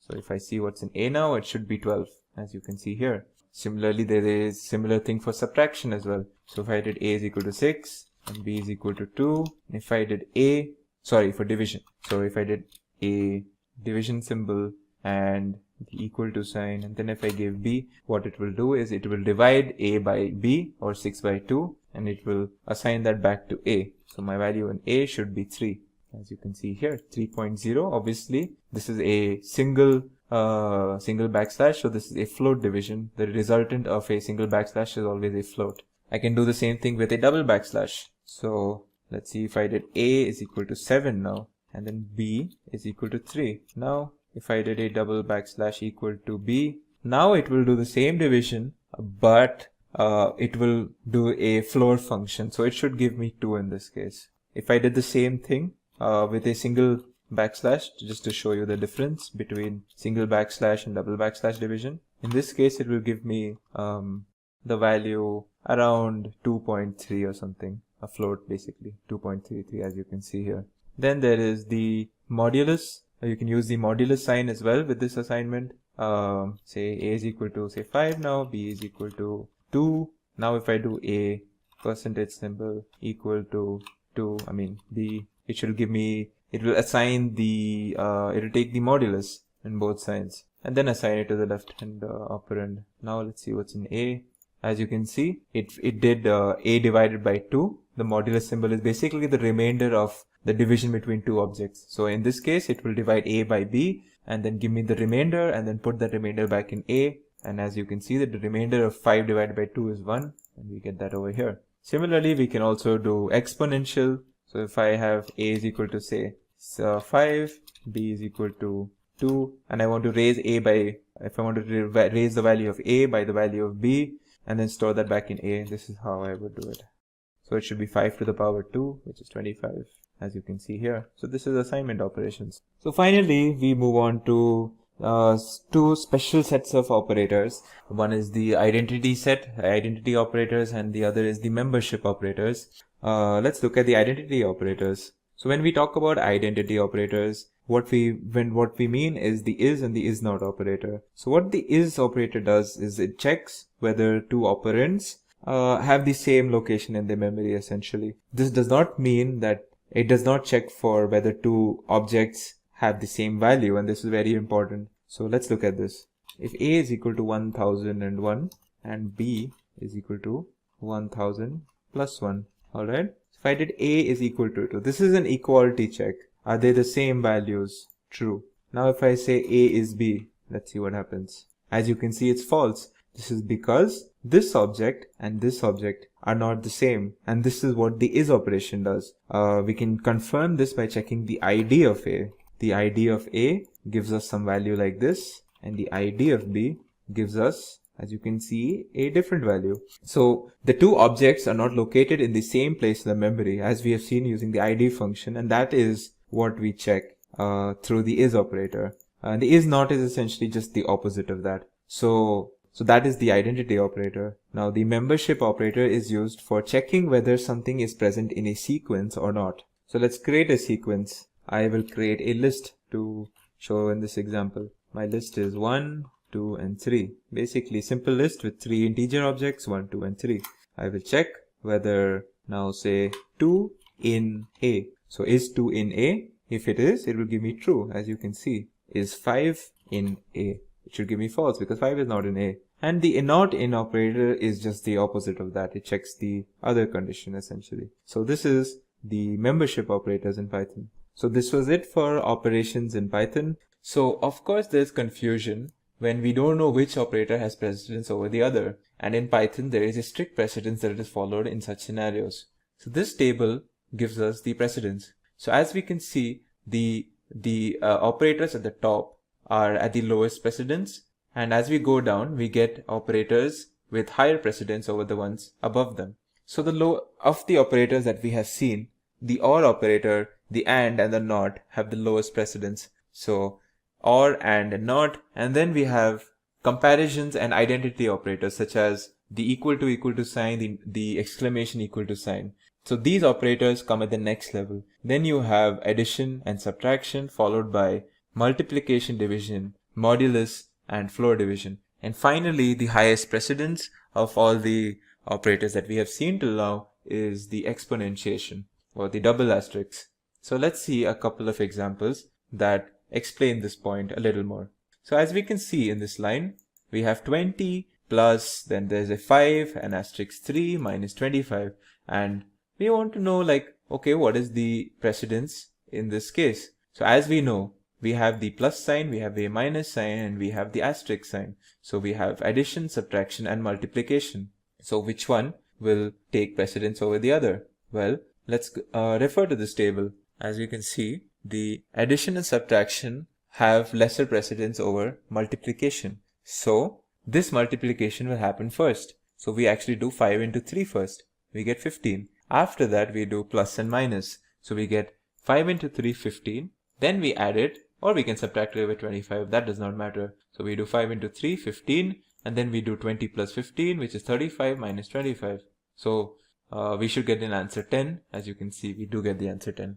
Another example would be where we have this plus symbol. We have a double asterisk which shows exponentiation and a subtraction and a division. So again, as we know, exponentiation has the highest precedence. So in this whole operation, or this whole expression, we first do the operation associated with the exponential. So we do 5 to the power 2, or 5 exponentiated by the power 2.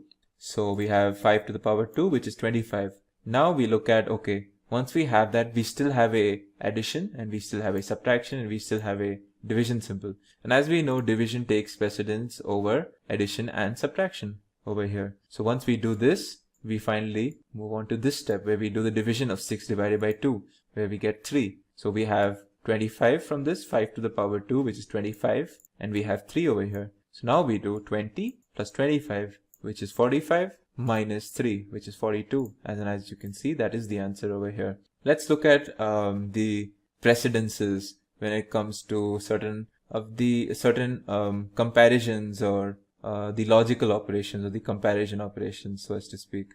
So I've created a variable called season with the string summer. I've created the variable age with the value with the string 10. So you don't need to put it in a string. So I have the int object 10. And I have the color, a variable called color with the string pink. Now I'm going to see in this line, I'm going to do an if and else statement. So if you don't know what an if and else statement is, just follow along with me. So what this does is, if this condition is met, I will print this statement. Otherwise, else, I will print this statement. Now what is this first condition? It is saying season equal to summer, whether this variable is equal to the string value, or as we know about the OR operation, age is equal to this, and color is equal to pink. So as we can see in our comparisons and our logical operations, the precedence for OR, AND, and NOT is OR is the lowest precedence, AND is above that, and then NOT is above that. In this we have the OR and we have the AND. So of course the first check is the AND function. So it's going to check whether this whole condition and this condition are it's going to do that operation. So it's going to do this and this. So is color pink? Color is indeed pink. Okay, so this part is true. Now let's see if this part is true as well. Now once we're going to check whether this is true or not, what we need to see is this condition itself has an OR statement. So the first part of it is saying, is season summer? Season is indeed summer, as you can see here. Next part is saying, is age greater than 0? But this does not matter, since the OR function just needs one of the operands to be true, and in this case this is true. In this case it is also true. So this whole statement is true as well. So once we have this statement as true and then this statement as true, we finally move on to, we come back to this AND statement, and we say since both the operations, or both the operands I mean, are true, the resultant of this AND should also be true. And since this is true, this whole condition, we actually move into this section of our if-else condition, where we say, okay, we can do this statement, this print statement, and we do not have to print this particular thing. So our answer should be, our result should be the printing of this string OK. And as you can see, the OK string is actually what is printed over here. So this is an example on operator precedence.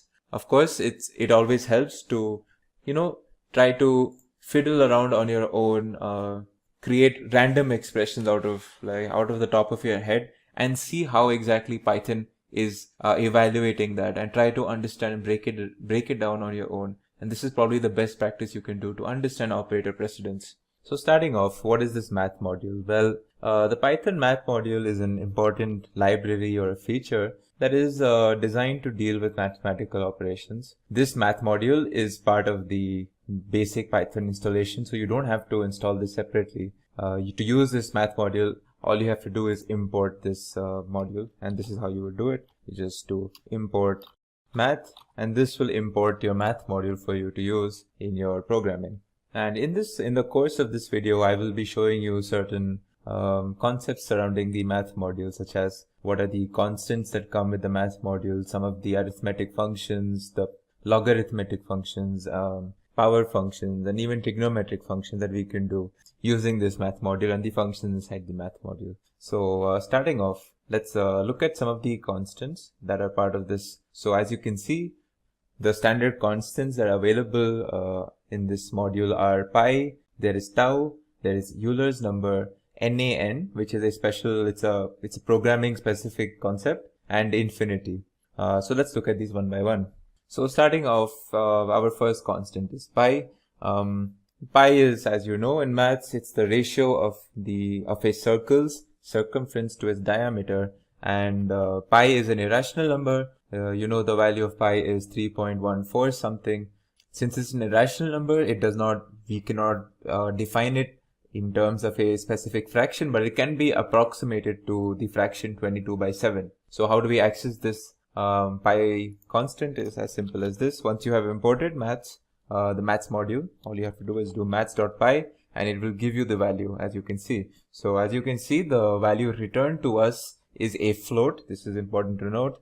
And the number of decimal digits, the number of digits after the decimal point that we can see here are 15. And this is like a by default thing for Python, that if you call the pi constant, it will give you the value of pi correct up to 15 decimal points. So an example of where we can use this thing is, say we have the radius of a circle 3, it can be in any units, 3 meters or whatever you want, and you want to find out its say circumference. So as we know, the circumference of a circle is 2 pi r. So if I had to find the circumference of a circle in my code for some application with a radius 3, all I would have to do is use the formula 2 pi r, and to call the value 2 pi r, instead of specifically writing 3.14 something, I can just use this function math.py over here, and then I can enter the r. As you can see, it will return me the radius, as you can see. So moving on, the next constant that we will talk about is tau. Tau is similar to pi. In fact, tau is the ratio of a circle's circumference to its radius. Pi is the ratio of a circle's circumference to its diameter, and tau is the ratio of a circle's circumference to its radius. It's important to note this difference. So because of this definition, tau is always 2 times the value of pi. This is by definition. And much like pi, if you call the tau constant from the math module, it will also return you a float number. And to find that, this is the function that we use, or this is the syntax. So as you can see, this is actually 2 times the value of pi, 6.283, and even this is returned correct up to 15 places to the right of the decimal point, and this is by default. Next constant is the Euler's number. The Euler's number is it's one of the most widespread constants used in the world of in the scientific community, in the mathematical community. You will be using the Euler's number probably a lot if you move into data science or AI or something like that. So what is the Euler's number? It is the base of the natural logarithm. If you know what the natural logarithm is, it is used to calculate rates of growth or rates of decay. And as with numbers or constants like pi and tau, even the Euler's number is an irrational number with infinite decimal places. The value of the Euler's number, in short, it's denoted by the small letter e. So this value of e is usually approximated to around 2.718. So how do we call this constant? Is simply as math.e.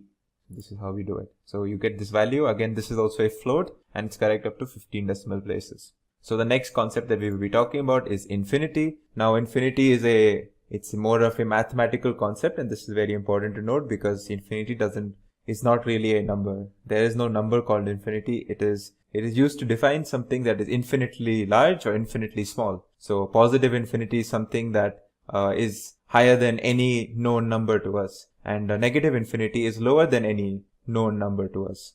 So this is the concept of infinity. And how do we call this function? Well, let's see what happens when we call the math function, math constant infinity. So this is how we do it.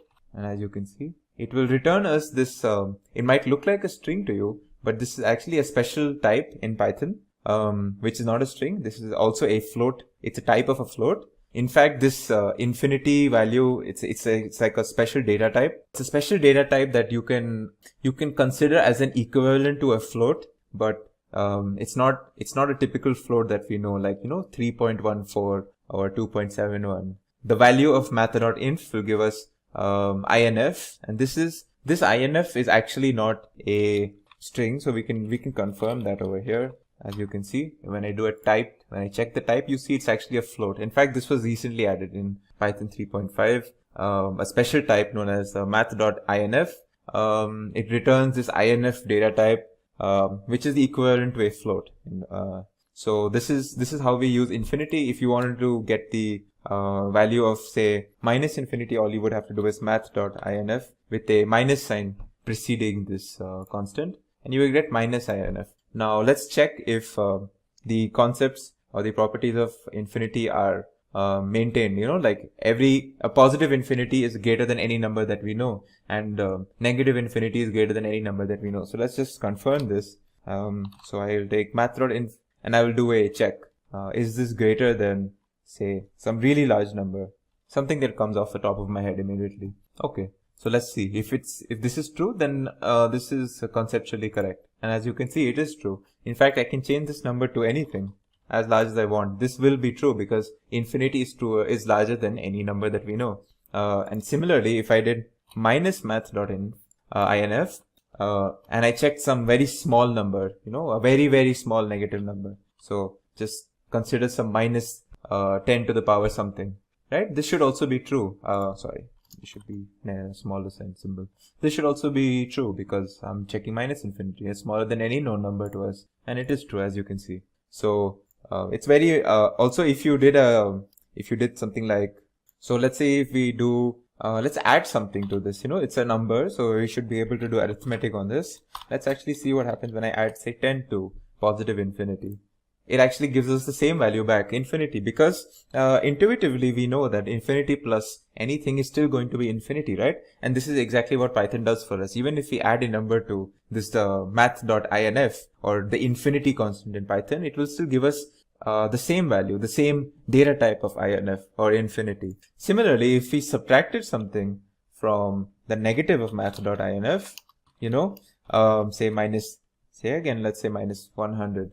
So if we subtract something from minus infinity, we're technically still minus infinity itself. So this will again give us minus and then minus INF, as you can see, and this is absolutely what we need, and this is a very, very interesting feature in Python. Finally, the last constant that we will discuss is the NaN, or the not a number constant. So this is not really a mathematical constant. There is no constant in maths called not a number. This is a computer science related concept that it's used to denote invalid inputs, or it's used to indicate certain places where, say, a variable that should have a number it's been corrupted for whatever reason, and it now has a text or a symbol, and our code throws an error, then in these cases where Python expects a number from us or from your code and it does not get it, it will throw you a NaN value, and this is usually used in cases where you have errors in your code. So again, just to check like what this constant, like how to call it, this is how you actually do it, math.nan, and it will give you a data type called nan. Also, much like the infinity constant, let's see what's the type of this constant. Again, it might look like a string to you, but of course this is not a string. This is a numerical concept, and as you can see, it's still a float. So this is like it's another special data type that was created for specifically this case, where it's the equivalent of a float, but it's not really the typical float that we associate with. So this was constants in the math module. So our next topic will be arithmetic functions that we can do in the using the math module. So some of the common arithmetic functions that are available to us are factorials, the ceiling operation, floor operation, there's permutations, there's combinations. You can find the greatest common divisor or the GCD, and the LCM or the least common multiple, and you can truncate numbers. So let's look at them one by one. So starting off with the factorial operation. The factorial operation is done using the factorial function, as you can see here. Actually, it's defined like this, math.factorial. Alright, so now what we pass in between the parentheses will be what we calculate the factorial for. As you know, factorial is always for a positive integer, and the factorial for, say, a number 10 would mean 10 times 9 times 8 times 7, so on until the number 1. Obviously, factorial is only defined for positive integers.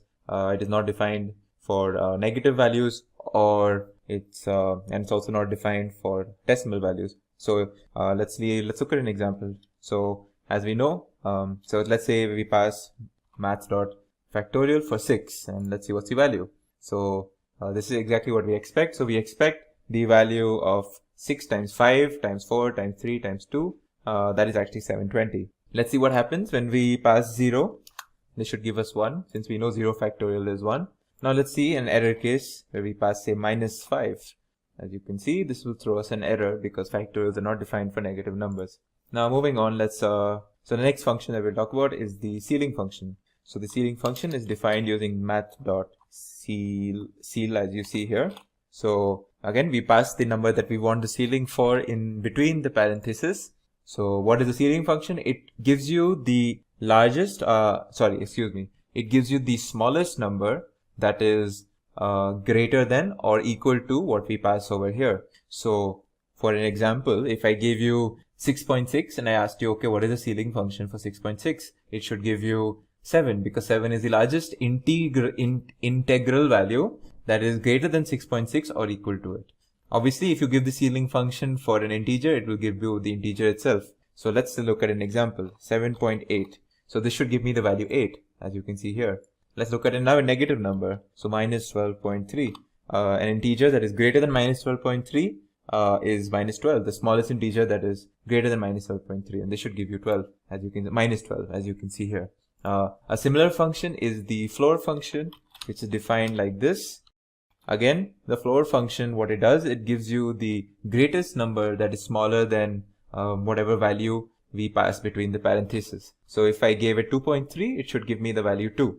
Again, if we pass integers, it will just give us the integer itself. Again, just to reiterate, this ceiling and floor functions, they give you integer values. So the floor function will give you the largest integer that is smaller than what we pass over here. So let's look at 6.7. So the largest integer that is smaller than 6.7 is 6. And as you can see, this is our answer over here. The next function that we will look at is the truncate function. The truncate function is defined using this. Truncate is very similar to what we have seen.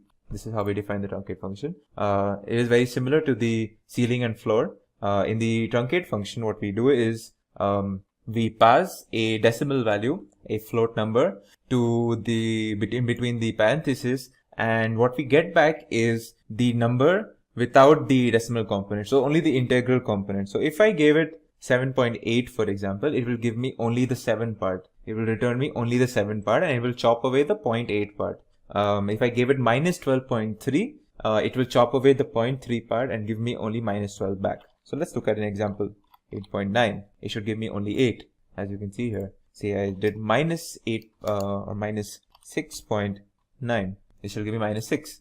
So you can think of truncate function as it does the floor function for positive values and it does the ceiling function for negative values, because it rounds down and rounds up respectively for positive and negative values. So now let's look at the next set of arithmetic functions. Let's move on to permutations. Permutations are defined using this, as you know. So in between the parentheses, I have to pass two values, n and k. So I have to pass an n and a k. The k has to be lesser than or equal to n, because the permutation, as you know, is the number of ways in which we can permute from n objects, k different objects. So what this is permutation of n and k is n factorial divided by n minus k factorial. So if I pass, say, 10 and 6, it will give me the permutation of 10 and 6. So let's look at what's the value. As you can see, it's this very large value, 151,200. Similarly, there is a combination function, and this is combinations and permutations are used a lot in probability. So if you're going to move into that sphere, which you will encounter a lot in machine learning AI, you will be using these functions quite a bit. So the combination function, again, you pass an n and a k. Again, the n should be greater than or equal to this k. What this evaluates is n factorial divided by n minus k factorial times k factorial. So again, this is a mathematical concept. So let's look at the the combination of 10 and 6. So as you can see, it gives me 210, which is the combination of 10 and 6. In the arithmetic function section, are GCD and LCM. As we know, GCD is the greatest common divisor, LCM is least common multiple. So as of the newest version of Python, in Python 3.9, the math module gets these two new functions that were very lately added, actually.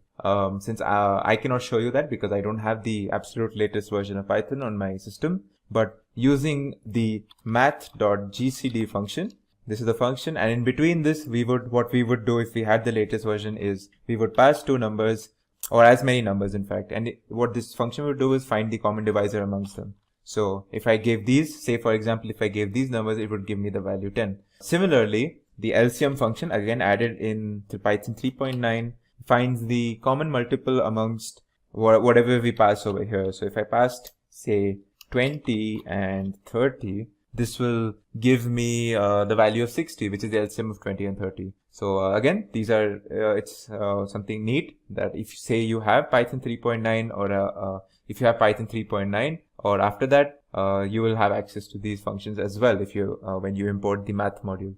So that was for the arithmetic functions. Let's move on to the next section, which are power and logarithmic functions.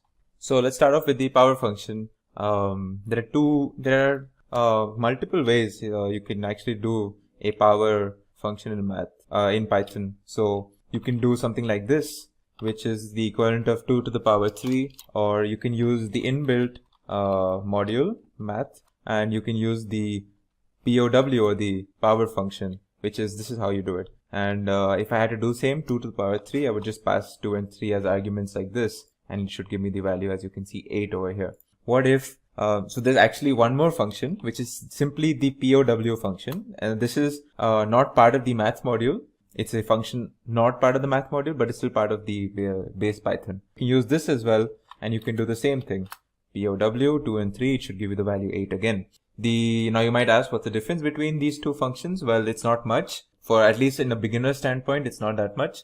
Just note that the math.power function is slightly computationally faster than the simple power function. So yeah, moving on, the next topic would be the next function that we'll discuss is the exponential function, which is defined like this. Again, exponential function is again e to the power something. So if I did exponential of 3, this would give me e to the power 3. So as you can see, oh, of course, I did not define the module beforehand. So math.exp, now when I do this, it'll give me some value, which is basically Euler's number or e to the power 3. So this was the exponential function, and let's look at an example. So we will look at the example of rate of decay, and we will use the this function in that example. So the exponential rate of decay It's used to calculate the amount of radioactive elements that is present in a substance after a certain amount of time. So the expression is something like the initial amount of radioactive elements that were present right at the beginning times the exponent of minus 693 times t, t for time, divided by the time period, the half-life time. So let's just write it down to make it simple. So again, as you can see, so this will give me the remaining amount of radioactive elements, right? So let's write down remaining. Let's assign this to a variable remaining. So the initial, again, initial is the initial amount of radioactive elements. So let's give it some value, say 100. The time, let's assume it's 10 years. And let's say the half-life is around, I don't know, let's give some value, say 3 or something. Again, this is the details are not important. So this will I'm using the math.exponential function over here, as you can see. And for these values, now when I check what's the value of remaining after I calculated it, it's something. So it's basically what this tells me is that I started off with 100 units of some radioactive element, and in 10 years, this is what is left. So yeah, so this is how we would use, say, the exponential function in a particular example of ours. So next type of, again, functions are logarithmic functions. So let's look at some of the logarithmic functions that are part of the math module. So a basic log function would be written like this: math.log. In between this, I would pass the number that I want the log for. By default, if I just pass one number, it will calculate the log of 8 to the base of e. As we know, e is the Euler's number. So let's see what it does in this case. It gives me some value. What if I wanted to specify a particular base? Well, I would pass a second argument in this case. I want to find the log of 8 to the base 2, and this should be the value 3, as you can see over here. There are two specific functions that are also provided in this math module, that is log2. What this will do is, again, I have to just pass one argument, and this will automatically find the value of the log of 8 to the base 2, as you can see here. Similarly, there is a math.log10 function. If I did this, I will find the value of something here to the base 10, as you can see. So this was logarithmic functions. Then finally you have the square root function. So how would we use the square root function is math.sqrt. Again, we pass what we want over here. If we want the square root of, say, 49, this should give me the value 7, as you can see. Finally, maybe move on to the final set of functions that we can do using this math module. They are trigonometric functions and they are hyperbolic functions. So let's start off with some of the trigonometric functions. As we know, we can do sine, we can do cosine and tan, some of the basic functions. The way we would do it is math.sine. In between this, this is to calculate the sine of a particular angle. And this angle must be passed in radians. This is very important to note. We do not pass it in degrees, but in radians. So if I say passed sine of 3.14, as we know, 3.14 is an approximation of the value pi. Sine pi is supposed to be, in fact, it's supposed to be 0. So let's see. We get something close to 0. Again, since this is an approximation, it won't give us the exact value. Similarly, we can use math.cos to find the value of a particular angle. If you want to find the value of the cos of a particular angle, we can use the tan function in case we wanted to find the tan. Similarly, we have the next set for arc sine and the arc cosines of angles. So to find the arc sine, for example, we would use a sine. For arc cosine, we would use this. And for arctan, we would use this.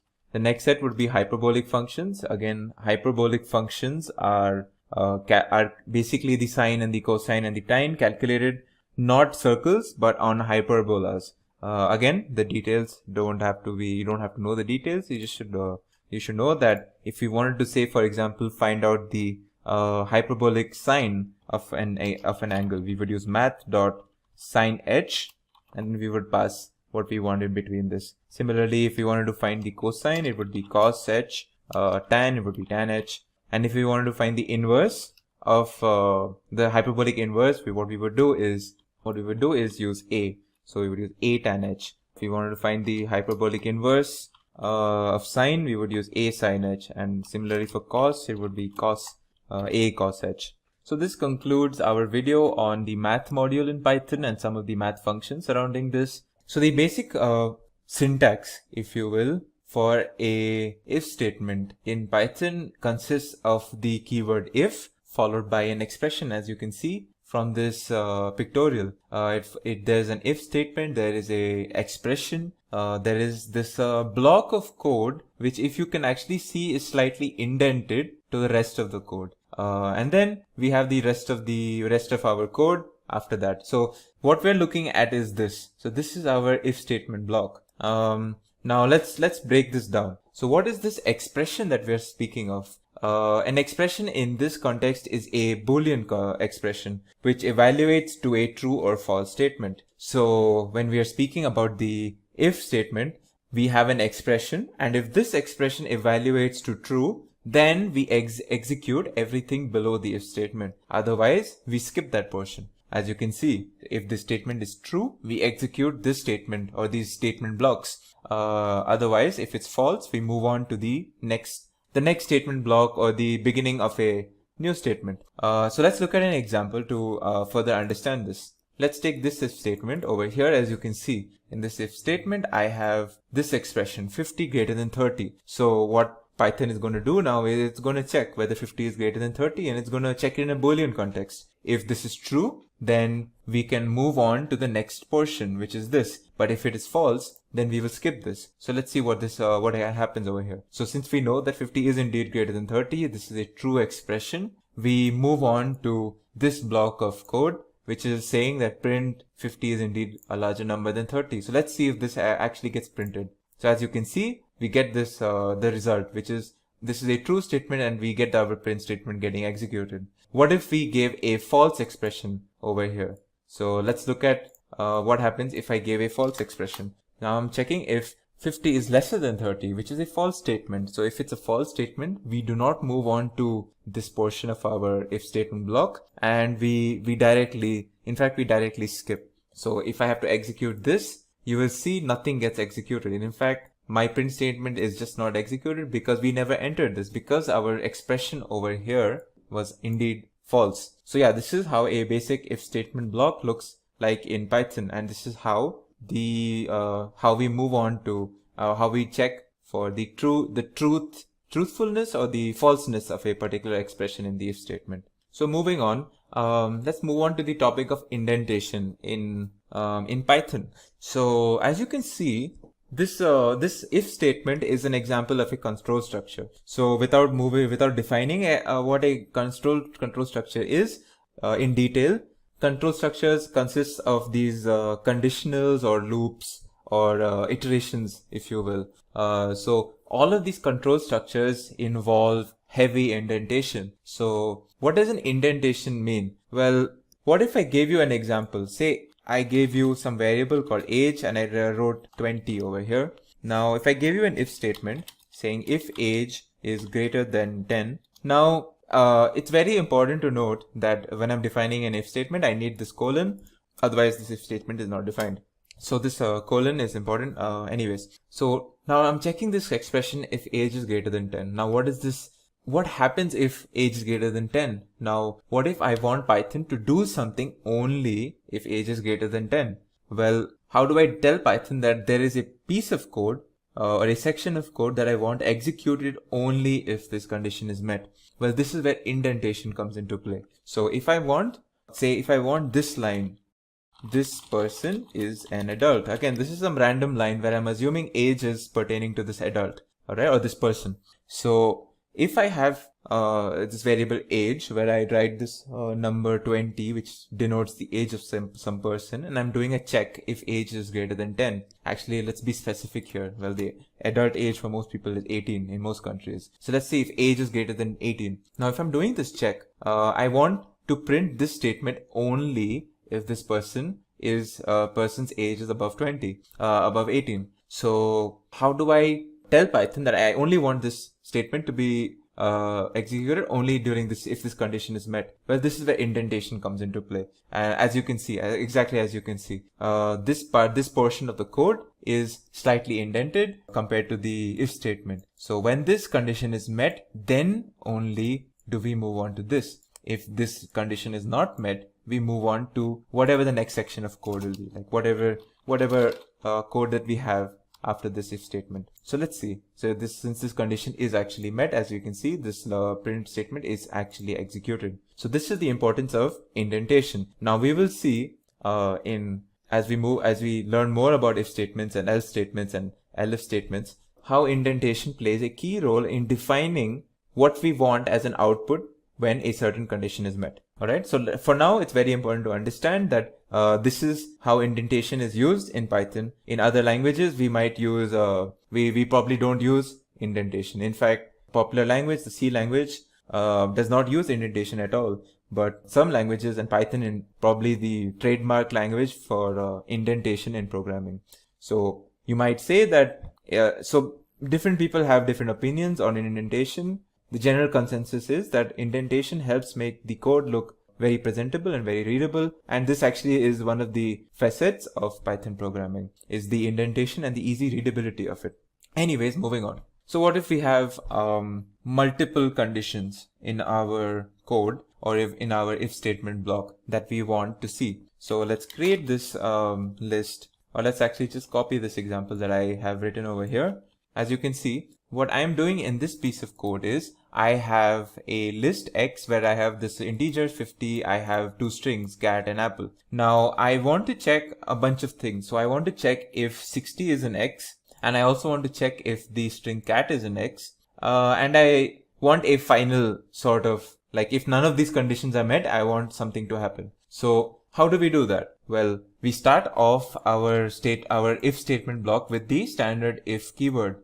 Alright. Now if we have one more condition that we want met, then we can use the elif, which is kind of a short form for else if.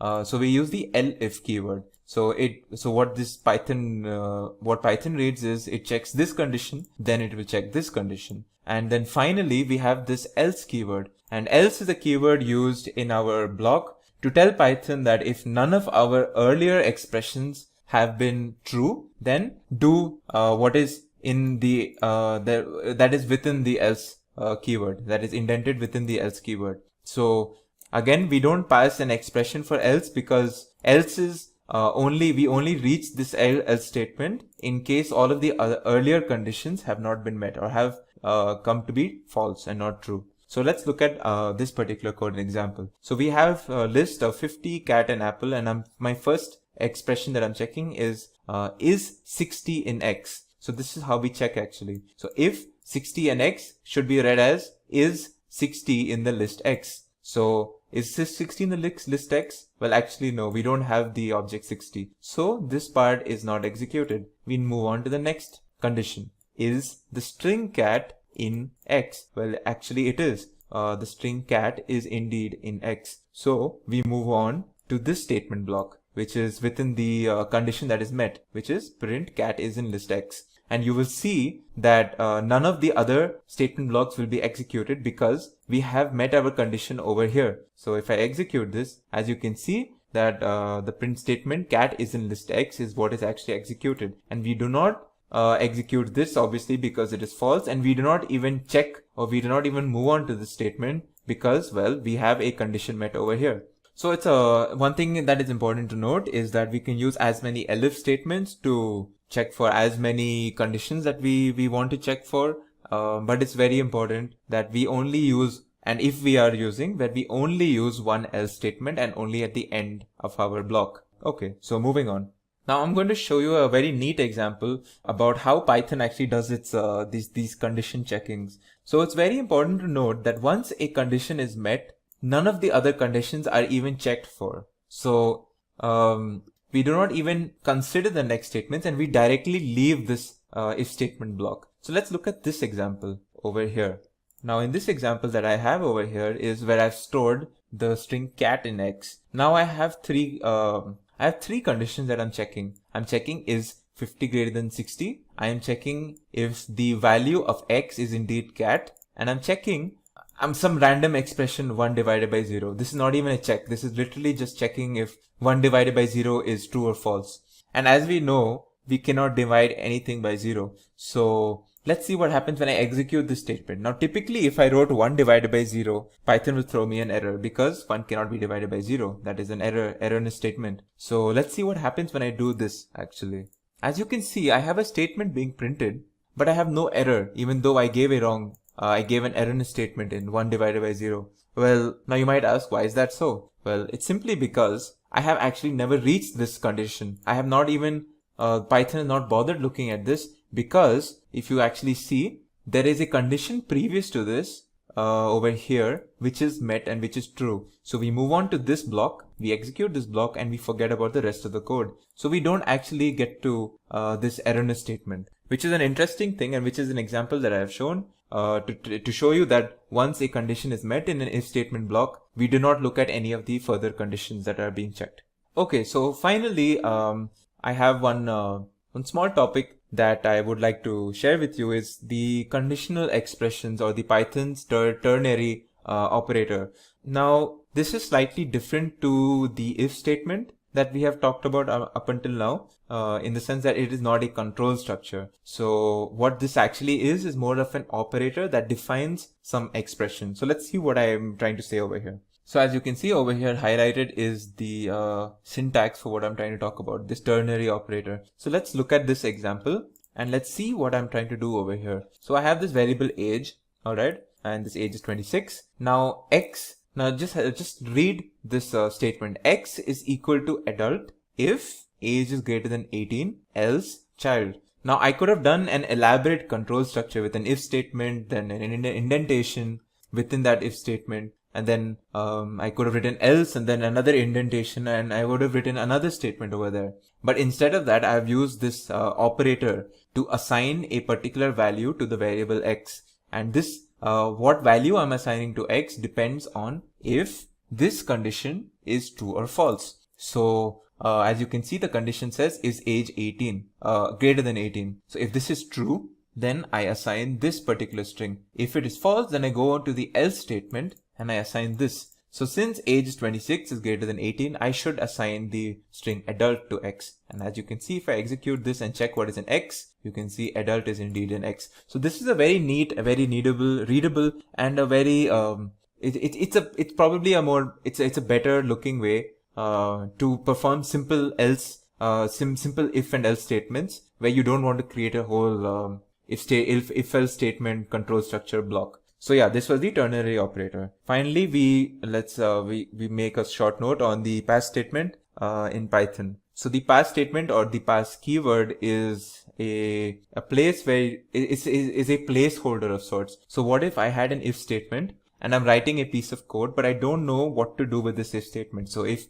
a statement is correct, if a statement is true, but I don't know what to do if this statement was true, how do I tell Python, well, let's just keep it a hold for now, and I might put something into this block later in the future? Well, I would use the pass statement. So if I had this, say this some condition again, if I'm checking age is greater than 18, but I don't know what to do with this, I would just simply use this pass statement. And this basically does nothing. It's like a way to create a placeholder where maybe in the future I might write some sort of say a print statement or some sort of a different function or something else within this indentation. So, but in the meantime, like currently I don't have anything to place over here, so I just leave it with a pass statement. So this is a way where you can use a pass statement in if and else statements or if and else control structures. So yeah, this was a basic an introduction into conditional statements and the control structure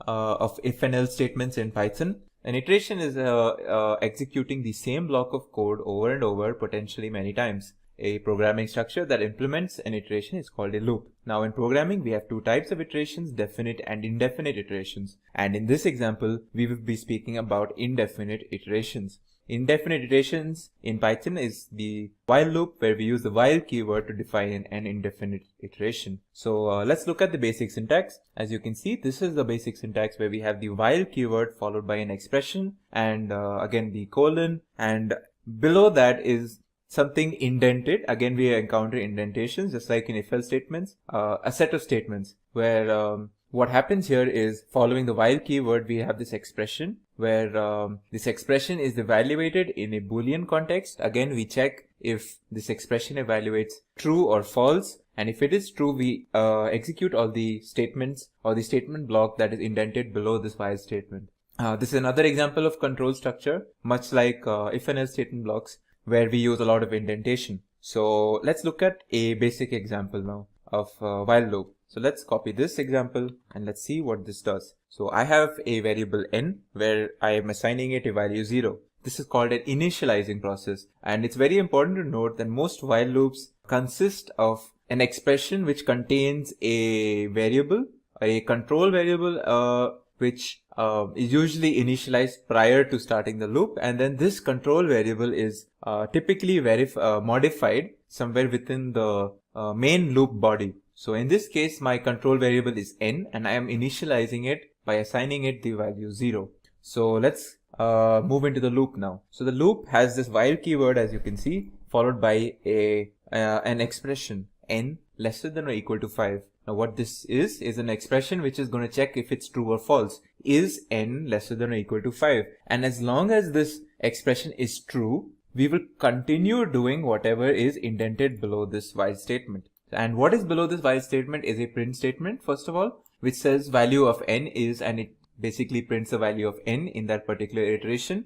And as you can see, this compound assignment where we add the value of n by 1 and we assign it back to n. So what this is, let's see what this does actually. Let's execute this and see what this does. Important to note, the value of n again is initialized at 0. So this while loop will keep going on until the value of n remains lesser than or equal to 5. So as you can see, I have the execution of this particular block of code or this while loop where I get the multiple different iterations of this print statement that you can see here. The first iteration, it says value of n is 0. Then it says value of n is 1. What I'm doing is I'm writing the value of n multiple times, and each time the value of n is written over here based on what iteration it is. So what is happening actually is that initially the value of n is 0, and I print the statement value of n is 0. Now I add the value of what is in n by 1. So now what is the value of n? So again we do this check. So after this first iteration, we come back, like once this whole block of code is executed, we again come back to this expression and we again check if this statement is true. So now that the value of n is actually 1, this statement is still true. So again we execute this, and that you can see over here, value of n is 1. Now again we add the value of n by 1, and again we go back here once this block is executed, and we check if this statement is true again. And as you can see, the value of n when it's 2 is still making sure that this expression is true. And this keeps happening until the value of n is greater than 5. So once the value of n becomes 6, this condition is no longer met, and finally we do not execute this statement because this expression evaluates to false, and we do not do this anymore, and we finally leave our while loop. So let's check what the value of n is just to confirm this. As you can see, the value of n is indeed 6, and that is why we have left this while loop over here. So this is an example of a basic while loop where we check for this an expression. If it evaluates to true, we evaluate everything within it. Once this is done, we go back and we evaluate this expression again. If it is again true, we again go back and do whatever is indented within it. And we keep doing this until the expression gives us false. And interestingly, we don't necessarily have to define these control variables always. We can actually use iterables, and we will learn about iterables actually in a future video. But we can use iterables, and an example of an iterable is the list. So let's look at this list and let's look at this whole block. Alright, so I created this list A, which contains 5 objects, 1, 2, 3, 4, and 5, all integer objects. And I have another variable x where I store the integer 1. Now this while statement, now it might look confusing. Now it says while A. Now what is A? Well, A is not your typical expression where you're making sure if some condition is being met or not. But this, the way you read this is while A exists. So in the context of a list, as long as A, which is a list, contains objects within it, A is true. If it does not have any objects within it, A is false. So while A, basically what it means is while A has objects within it. And if it does have objects within it, or as long as it does, we continue executing whatever is indented within this while statement. And this while statement is a print statement. Again, we we have this value x where we're doing we're printing this is iteration number, and we pass x. So the first iteration will obviously pass x is equal to 1, and then we add x by 1, and then the second iteration should pass this is iteration number 2, and then so on. And finally, we have another statement within this block called the pop statement, where we're popping the elements of A. Now, as if you would have seen the video on lists, the pop statement removes the rightmost value from a list. So if I do a.pop, initially it will remove 5 from this list, and I will have the rest of them. And again, if I do pop, it will remove 4 from this list, and then you will have the rest of these. So let's actually see. We'll actually check what's left in this list each time we do this pop statement. So I'll also print the list A during each iteration, and let's see what happens over here. As you can see, what is happening out here is while A has elements, we are going to continue doing this while statement, whatever is within it. So in the first iteration, obviously we have all of it, and it is iteration number 1. And as you can see, the list contains everything. Then I pop it. Then iteration number 2, it again has elements, but it has lost its rightmost element. And this keeps on happening until the list finally has no elements left. And once the list has no elements left, this expression while A evaluates to false, and we do not execute this anymore, and we leave the while loop. And again, let's check what is in A. A should have no elements. As you can see, it's an empty list. When I checked what's in A, it's an empty list, and that is why while A returned me a false, and we did not print any further. So this is an example of using a while statement using lists. And of course, the next topic would be discussing nested while loops. And this is a broad topic. What I mean by this is that when I'm saying nested while loops, I'm actually talking about nested control structures. So we can have while loops within while loops. Not only that, we can have if and else statements within while loops. We can have while loops within if and else statements, and we can have if and else statements within if and else statements. So if you think of all of these loops, and we will even speak about for loops in another video.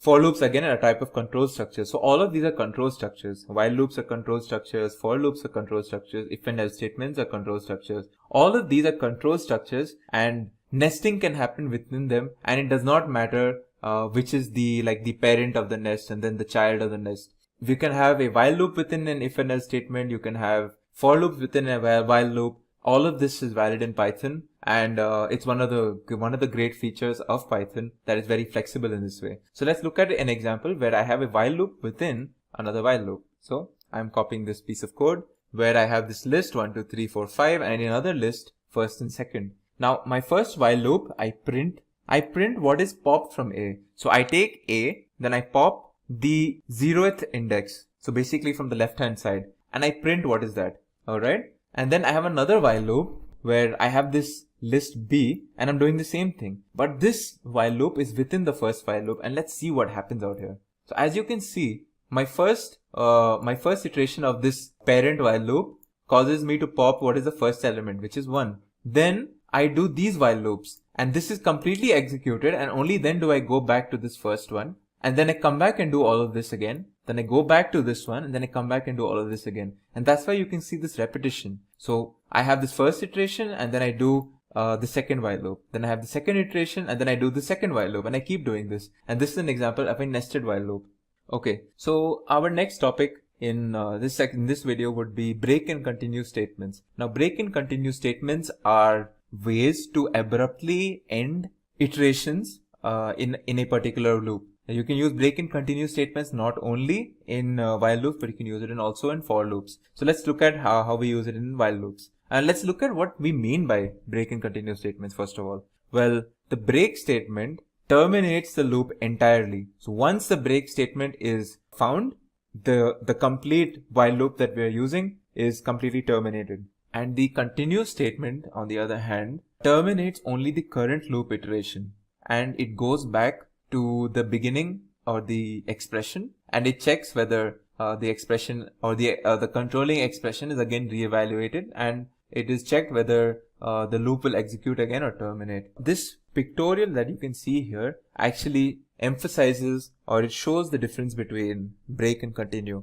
So I have this while loop and I have an expression. Alright, I have a bunch of statements and I have a break command over here and I have a continue command over here. So if I encounter the break command, it will not execute any of this. In fact, it will not execute this while statement at all, and it will move on to the next piece of code that we have. But a continue statement, if a continuous statement is encountered in a while loop, will not completely break away, but it will not execute the rest of the statements in that iteration, only these two, but it will go back here, it will check this expression again, and again we will do this all over again. So this is this small difference between the break and continue statements, but both are used to abruptly end an iteration in a loop. So let's look at an example of how we use the break statement. So I will use this example where I have initialized some controlling variable n to 0. My first loop will check whether n is less than or equal to 5. If this is true, then I will print this statement. Then what I'm doing over here is I am incrementing it by 1. Now in my earlier example using the similar example, I had no, this part was not there. So what you got was, I was printing the value of n. So it was printing as value of n is 0, and then 1, and then 2, and then 3, 4, and 5. But over here I've included I've nested an if statement, and within that I put a break statement. And this if statement is checking if n is equal to 2. So once n is 2, I move on to this and I do the break statement. So let's see what happens now. As you can see, so when I've executed this, I don't get the whole value of n is 0, and then 1, and then 2, 3, 4, 5.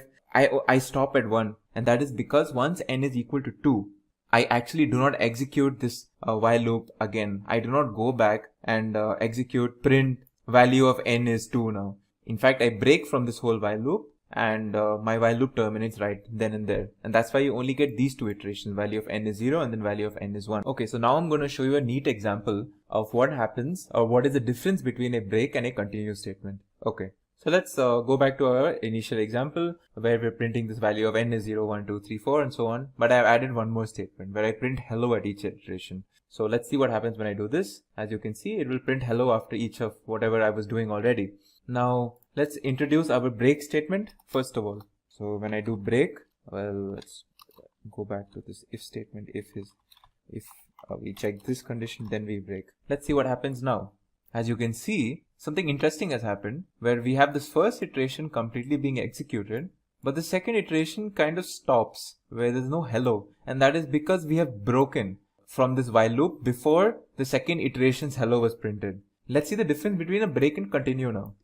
So now I have this continue statement instead of a break. Let's see what happens here. As you can see, it seems familiar to our first example where we did not have any break or continue. But there is a small difference that I want you to catch, and that is very important about this continue statement. So as you can see, the first iteration has value of n is 0 and then hello. Then value of n is 1, but there is no hello. And this is because once this condition is actually met, we do not move on to this statement, but we go back to this expression and we evaluate this expression.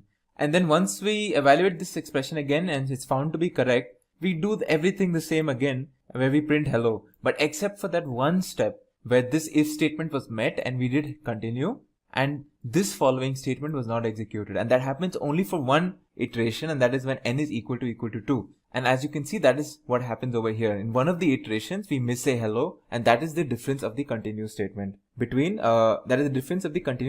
the break statement. So this concludes it for our video on indefinite iterations. I hope you learned about while loops and indefinite iterations. So starting off, we know that there are two types of iterations in programming, definite and indefinite. We have already covered indefinite iterations in the form of while loops. Definite iterations, on the other hand, are done using the keyword for. And the basic syntax or the standard syntax for a basic for loop in Python is as you can see over here.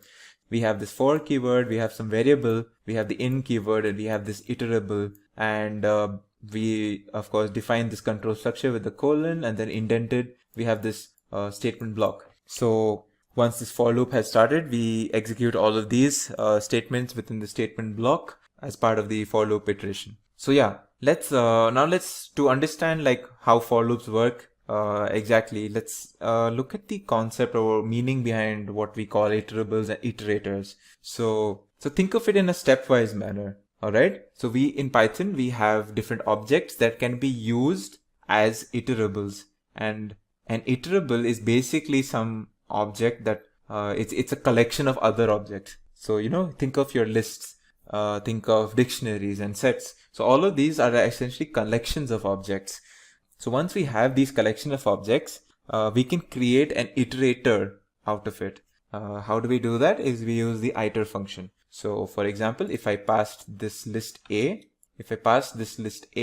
through the iter function and I store it in some variable iter underscore A, and I see what is iter underscore A, it is actually a list iterator at some random memory location, which we don't really care about. Similarly, if I gave a tuple and I did the same thing, I will create a tuple iterator. And in the left, if you can see over here, I've done the exact same functions with sets and dictionaries as well. So I'm creating iterators out of these iterables, so as to speak. Now, what is an iterator? Well, an iterator is an object that yields values successively. So if my list contained 5 values or 5 objects, an iterator of this list will yield these values one after the other. And that is kind of how, or that is the basis for which we create loops. Let's see what we exactly mean using this, using another function that we call the next function. So the next function keeps moving from object to object within an iterator. So since I've created this list iterator, let's just do it once again. So as you can see, I've created this list iterator iter underscore A. Now with this iter underscore A, what I'm going to do is I'm going to use this next function. What next function does is, starting from the leftmost object within this iterator, I will keep yielding or I keep producing the values. So let's just see what happens when I do next for this particular variable. It gives me this object first. Now let's see what happens when I do it again. Now it gives me the object second. What if I did it again? It gives me third. Now if I kept doing this, it will keep giving me the different objects that were initially stored in A. That is first, and then second, third, fourth, and fifth, one after the other. So let's actually perform that. Now I get fourth, now I get fifth. Now a natural question is, now that I've exhausted all of these values, what will happen if I perform the next function again? Well, let's see what happens. I get an error, and this error is the stop iteration function error, which basically is telling me, look, you have exhausted all of the objects that were initially present in this list A, and you cannot keep doing the next function anymore. You cannot keep going further. So yeah, so this is what the next function does when it comes to the concept of iterators. All right, so now we've learned two things: what is an iterator and how do we create an iterator out of different collections of objects like a list or a tuple. And we've also learned how to use the next function. Now let's let's come back to our for loop that we started off this video with. So our for loop again, let's consider our for loop over here. As you can see, some for loop with the objects again 1, 2, 3, 4, and 5. All right, this is a list. Now I'm going to do for x in A, print x. And let's try to see what happens when we do this. Okay, as you can see, when I have executed this, it gives me 1, 2, 3, 4, and 5. So first of all, let's look at this for loop. In this for loop, I define a new variable x, and then I say for x in A, print x. And what's happening? Well, in each iteration, I'm printing whatever the value of x is at present. So in the first iteration, it is the first object 1. In the second iteration, it is the second object 2. Then 3, 4, 5. And then finally, on its own, like this for loop knows that, okay, now once I have exhausted all of the objects within my iterator, I can stop doing this for loop and I can move on with the rest of the code. All right. So think of it like a 3-step process, a for loop in Python. The first step is it calls an iter function to obtain an iterator for whatever we pass over here, this iterable. Second step, it calls the next function repeatedly in each iteration. All right, to keep getting the next item from the iterator. So it gets 1, then it calls next, then it gets 2, then it calls next, and it gets 3, and then 4, and then 5, and so on. And then finally, the third step is the termination step, is when after we do the final next, where we get this error, as you can see, the stop iteration error or exception. Finally, this tells the for loop function or the for loop that, okay, we have reached the end of our definite iteration or the end of our definite for loop, and this is where we must terminate our loop and then continue with the rest of the code. All right, so this is how a for loop works in Python. Now it's very important to note that whatever we have discussed when it came to while loops, such as nesting of while loops and nesting of other control structures, is also applicable in the case of for loops. So if I had a for loop within another for loop, that is perfectly fine. If I had a while within a for loop, that is perfectly fine. So all of these are valid statement blocks that we can do. And again, for loop is another control structure, and so we must follow the concept of indentation when it comes to writing our statement blocks within a for loop. Okay, so now I'm going to speak about, in specific, I'm going to speak about this something called the range function. That is quite, you could say, it's used in other areas of programming, but it's widely used in Python. I mean the for loop in Python. What I mean by this is that this range function is very important for the for loop, and we will see why. Okay, so let's look at one of the examples of using the range function. So what does the range function do is, if I give range 5, let's see what it does. It gives me range 0 to 5. What this basically tells me is that this will create an iterator that contains integers from 0 to 5. So it will contain the object 0, 1, 2, 3, 4, and 5. And we can use this as an iterator. So let's look at this. I have range 5. Let's store this in X. Okay. Now let's do a type just to see what happens when we do type X. It should give me the type of range, as you can see. And this is a type of an iterator in Python. Now let's see what happens when I do for I in X print I. Okay, let's see what happens. As you can see, it prints the number 0, 1, 2, 3, 4. An important caveat when it comes to the range function is, when we say range 5, it creates an iterator from 0 to 5, but it contains the objects 0, 1, 2, 3, and 4 only. It does not contain the object 5 itself. Okay, this is something that is very important too. So once again, I use this range function to create an iterator of 5 objects from 0 to 4, 0, 1, 2, 3, and 4. I use that in my for loop, and that is what you are seeing here. Now let's use this range function in the context of something else. For example, let's see. So I had my earlier list A, right?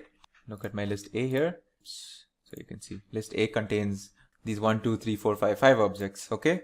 Let's see what length of A is. Length of A is 5. Okay. Let's use the range function on top of the length of this list A. And this is like, I can't show you an example right now without any context, but this form of using a for loop is widely used in Python programming. You will use it so much in data science. You will use so much in machine learning and AI. I cannot tell you. This is a very important, like, sort of for loop expression. So you have for, let's say, I in range len A. Let's see what's going on here. First I do length of A. That gives me 5. Then I do range of 5. That creates an iterator between 0 and 4, right? When you do range 5, it gives you an iterator of 0, 1, 2, 3, and 4, as we saw earlier. And this is what we're doing over here. We have created an iterator out of the length of a list. Now when I do print I, it should give me again 1, 2, 3, 4.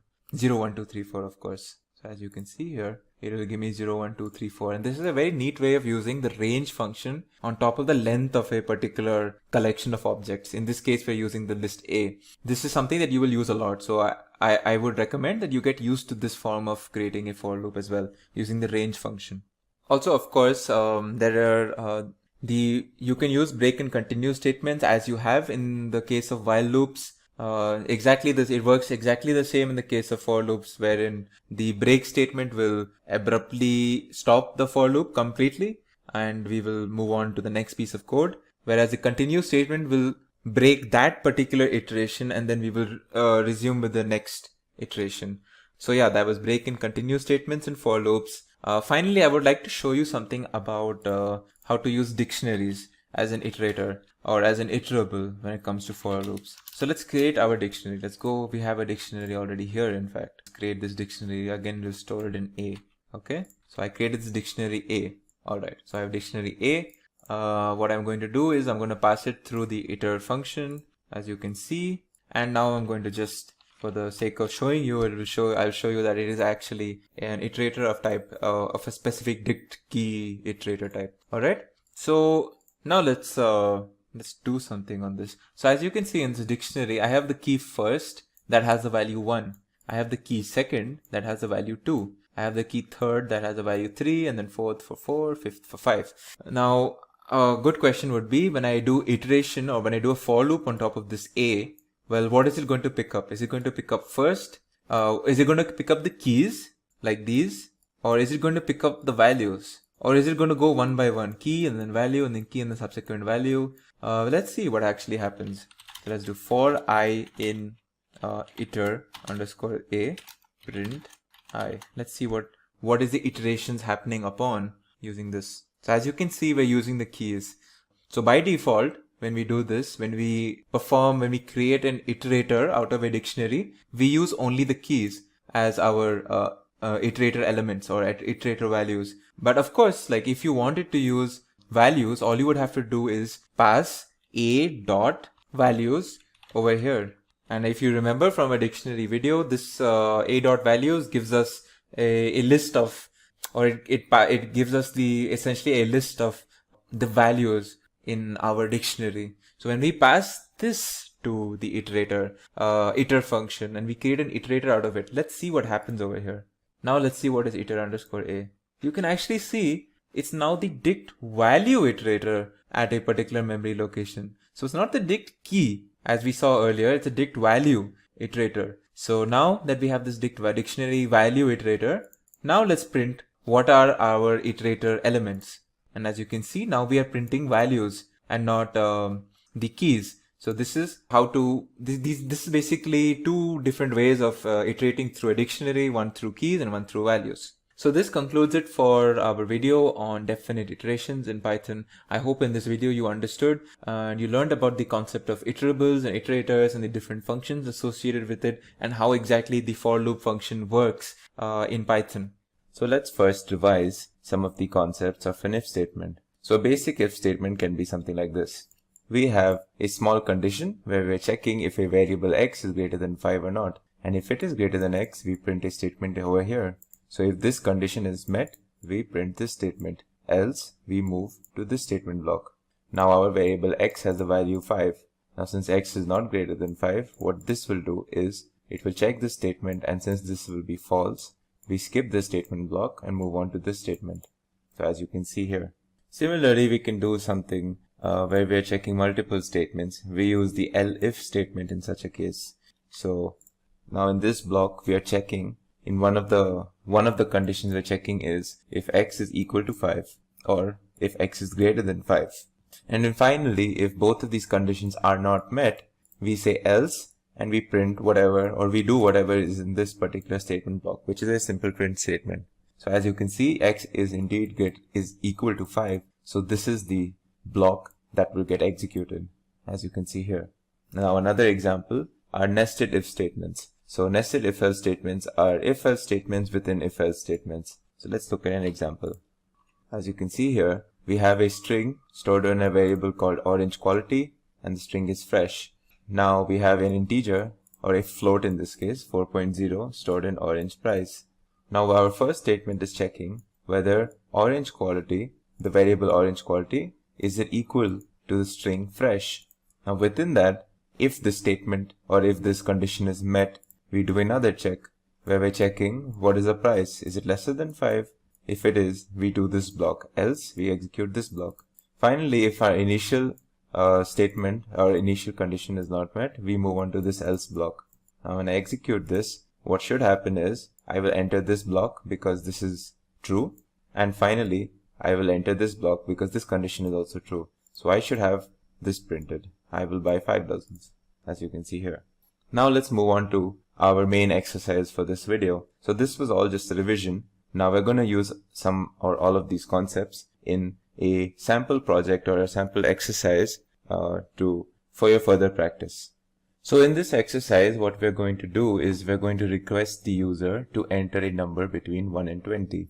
And our code is going to check whether this number entered is an even number or an odd number. So as you can see, there are 2 sets of checks that we're going to do in this code. The first check is going to be whether the number that is entered is between 1 and 20 or not. And if it is not, we have to say it's an invalid number. But if it is entered between 1 and 20, we have to move on to the further checks, which is whether it is an even or an odd number. So let's see how we do that. So in this piece of code, what we start with is a print statement saying, please enter a number between 1 and 20. And then we add an input command. This input command will open a box where we can enter whatever number that we want to enter. Now we use this int keyword to make sure that whatever we have entered into the input box is stored as a int data type in the enter num variable. Once we do that, our first if statement is going to check whether the entered number is greater than or equal to 1 or lesser than equal to 20. And lesser than equal to 20. So both of these conditions have to be met. If this condition is true, then we have a valid input and this statement is printed that we have entered a valid number. And then we move on to the rest of the statement block within this if statement, which is another set of if and else if statements. If our number is not between 1 and 20, we move to this block and this block prints that we have entered an invalid number. Now, once we have, say, entered a valid number, we move on to this block, this if else statement block. Now what this block is checking is whether the entered number is an even number or not. Now as we know, an even number is divisible by 2 and leaves the remainder 0 when divided by 2. So this is what this check is doing. If this check is true, that means our number is even and we get printed that our number is even. The other check or the other if statement is checking whether it's an odd number. And that means when we divide by 2, we should get the remainder 1, as you can see here. And we get printed, your number is odd. So let's execute this and see what happens when we enter a number. Now it's asking me to enter a number. Let's say I enter 17. Now that I have entered 17, as you can see, it's a valid number that I have entered. And the code is telling me that my number is indeed odd. Let's look at some other, what if I entered something else here? Let's say if I enter 16 now, since it's an even number. As you can see, 16 is also a valid number as it's between 1 and 20 and my number is even. And the code checks for that. Let's see what happens when I enter an invalid number. Let's say 25. Now when I enter 25, as you can see, it says I have entered an invalid number. And in this case, what has happened is this condition itself is not met and I have moved on to this statement block. So to give you a breakdown as to how our code has executed this, let me show you an example for the number, say 9. When I enter 9, the first check that happens, of course, is this check, whether it's a valid number or not. And since it is between 1 and 20, we move on to this block. And in this block is checking whether our number is divisible by 2 or not. And since it is not, it will leave a remainder 1. And we execute this block, which says our number is odd, as you can see here. So this was a brief recap into the if statement and if-else statements, nested if-else statements. We also saw an exercise where we used nested if-else statements. So our first example will be where we calculate the factorial of a number. In this example, as you can see here, we are first going to ask the user to enter a particular number for us. Now this number is supposed to be an integer. Once we have this integer, we store it to a variable called number. Now we have this, you can say this variable called FAC, which stores 1, and we will see how we are using it later. Now we know that the factorial of 0 is 1. That's how it's just defined. So we have an if statement checking whether our entered number is 0. And if it is 0, we say that the result is 1 or the factorial is 1. However, if we enter a number that is greater than 0, we must calculate the factorial for this number. And that is what we are going to do in this else statement block over here. Now in this else statement block, we have a while loop. In this while loop, the condition is checking while number is greater than or equal to 1. So as long as this condition is true, everything within that while loop will be executed. So as long as number is greater than or equal to 1, we are going to execute these two lines. Now what do these two lines do? Let us see. So the first line takes the variable FAC, where we had the number 1 stored, and we are going to store FAC times number into it, number being the number that we have inputted. So in case, for example, we entered 8, then what this line will do is 1 into 8, and it will store that back into FAC. Now once that is done, we move on to the next line, where we are decrementing the number variable by 1. So if we have stored 8 or we have entered 8 into our input, it will become 7. Now as we know, 7 is still greater than or equal to 1, so this condition is still being met.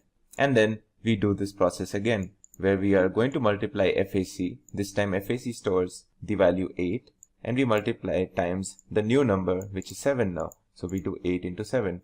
And then again we decrement this. Also once we do 8 into 7, we store it back into FAC. And we keep doing this, where we keep multiplying 8 times 7, and then we decrement the number variable by 1, and then we check this condition again. So what ends up happening is we are going to keep doing 8 into 7 into 6 into 5 into 4 into 3 into 2 into 1. And once we are at 1, again when we do this decrement operation, the number variable will store the value 0, and then this condition will no longer be met. So number will be 0 and this condition will be false, and we can move out of this while loop. And then finally we store the result into a variable called result, which stores the result of 8 into 7 into 6 into 5 into 4 into 3 into 2 into 1. This is of course if we did enter 8 when we were asked to give an input. So let's see this in real time once we execute this. So I'm executing this. The first thing it asks me is to enter a number. So let's say I enter my number 8, as I was speaking about 8. Alright, now that I have entered 8, as you can see, the result that it gives me is factorial of 8 is 40320, which is correct, and you can check this for yourself, where it will show you 8 times 7 or 8 factorial is basically this number. Okay, so now in our next example, we will be looking at how we can generate Fibonacci numbers. For this example, we will be using bunch of if and else if statements along with a while loop. So let's look at this piece of code where we are actually doing this. So as you can see, the first part of the code is basically an input statement asking us how many Fibonacci numbers we would like to generate. And then the user would be asked to give an input, which is stored as an int into a variable count. Now in this if-else statement, the first if statement checks whether what we have entered is 0, in which case we just store an empty array in the variable called fib. Next, if our entered integer is 1, we just store the value 1 in this array called fib. If our entered number is 2, we store 1 and 1 in the array fib. All of these are different sets of Fibonacci sequences. This obviously an empty array shows that, well, there is no numbers to be generated in this sequence. If we have 1, we just print the first number of the Fibonacci sequence, which is 1 itself. If it is 2, we print the first two numbers, which is 1 and 1. Now, the actual calculations happen when we say we want a Fibonacci sequence for more than 2 numbers. Now, in that case, we move on to this block. In this statement block, we initialize the fib variable with the first two Fibonacci numbers, 1 and 1, and we store in this array. Now, we are going to do a while loop within this, and in this while loop, we are going to keep executing this statement block as long as this condition is met, or this condition is true. And what this condition is it's checking this variable I, which we have initialized as 1 over here, and we are going to check whether that is lesser than count minus 1, count being the number that we have been asked to input. If the statement is true, and as long as the statement is true, we will be executing this statement block, which is basically us appending this expression into the array fib. Now what this expression is basically, it's going to keep adding each subsequent numbers and we're going to store each subsequent numbers back into the array fib. So in this case, if you see, what the first step will do is it will take the value at the first position of the array fib, and it will add it to the value at the 0th position of the array fib. And both of these values, since they are 1 and 1, when we add them, we get 2, and we append that to fib. So now our fib will look like 1, 1, 2. Then we increment this by 1, and what we do is we do the same process again. So in the next step, what we would do is we would do 2 plus 1. So we would get 3. Now this would keep going on until this condition is met, or basically until the numbers that we actually want to generate in our sequence. So let's execute this, and let's see an example of what happens. So it asks me how many Fibonacci numbers I would like to generate, and I will say I want the first, let's say 6 Fibonacci numbers. So I execute this. As you can see, this gives me the first 6 numbers in the sequence, which is 1 and 1, and then 2, which is basically 1 plus 1, and then 3, which is 1 plus 2, and then 5, which is 2 plus 3, 8, which is 3 plus 5. So if we wanted more numbers, we would just enter over here. Like say if we wanted the first 10 numbers, it would give us the first 10 numbers in the sequence, as you can see here. Now in our next example, what we are going to do is we are going to write a program which takes 2 digits that represent the dimensions of an array. For example, if we want a 3 by 3 array, we will enter 3, 3, and we are going to generate a 2-dimensional array in which each of the elements of the array are basically the row times the column position of that particular element. And what I mean by this is, say we have a position I, j on the array. The value of the element at that position would be I times j. So for example, if I'm looking at something at the 3rd row and the 5th column, or say the 3rd row and the 3rd column, for example, the value of the element would be 3 times 3. And if I'm looking at something at the 2nd row and the 4th column, I am going to do 2 times 4. So let's see how we can do this using code. So if you look to the right over here, I have a piece of code where I'm going to where it asks me to input 2 numbers, 2 integers, to represent the dimensions of my my sample array. Now once we have done this, we are going to store these dimensions in the inputs in a variable called input string. So obviously when we enter say 5, 5, that will be stored as an int in this particular string or this variable. What we want is, we want 5, say we entered 5, 5, we want 5 as a separate integer and the other 5 as another separate integer. And that is what we do in this particular statement, where we're going to split up our input string based on the comma separator, and we're going to store the first part of that string into the 0th position of dimensions, which is an array, and the next dimension in the first position in this particular array. Now we're going to store the number of rows as row number, and that is the 0th position of this array, and we're going to store the number of columns as the first position of dimensions, or whatever we've mentioned in the input. So now we have this our results array called multilist, which is basically what our final array is going to look like, and we're going to store it into multilist. And in this example, we will be using for loops to do this, or to create this particular array. So as you can see here, our first we have initialized our multilist, saying that we're going to have only zeros in our sample array. So initially, once we have initialized this array, all multilist will contain is a, say for example, we have inputted a 5 by 5 array. It will have basically a 5 by 5 array with all elements as 0. And that's what this line does. Once we have done this, we are going to move on to the for loop portion, where we are actually going to create our array that we want. So as you can see, our first for loop is going to say for row in range row number. So obviously range will generate an iterator which can be iterated over, and since it says range row number, and say the number of rows that we entered were 5, what it's going to do is it's going to create an iterator containing the value 0, 1, 2, 3 and 4. So for row and range, it will basically row will take the value 0, 1, 2, 3 and 4. And a similar thing is going to happen in this nested for loop, which is within this, where we're going to again create an iterator using this range function and for the column number. Once we have this, we're going to do the simple process of multiplying the value of the element based on its position. So if it's at the position 3, 4, we're going to store the value 3 times 4 into that particular position of the array. And we're going to do this for every position, which is what happens in these two for loops. We're going to first go by each row, and then within that we're going to check each column, and we're going to perform these calculations. And finally we print our result. So let's look at an example. Now I'm going to say I want a 3 by, let's say a 2 by 4 matrix. So let's see what the results will be when I give this as so what I'm saying is I want 2 rows and 4 columns. Now as you can see here, it might not be very clear to you right now, but what you can see here is this is the first row and this is the second row, and each row contains 4 columns. So these are this is my final array that I get. So what you can see here is this is the 0th position, and the or you can say this is the first row, first column, first row, second column.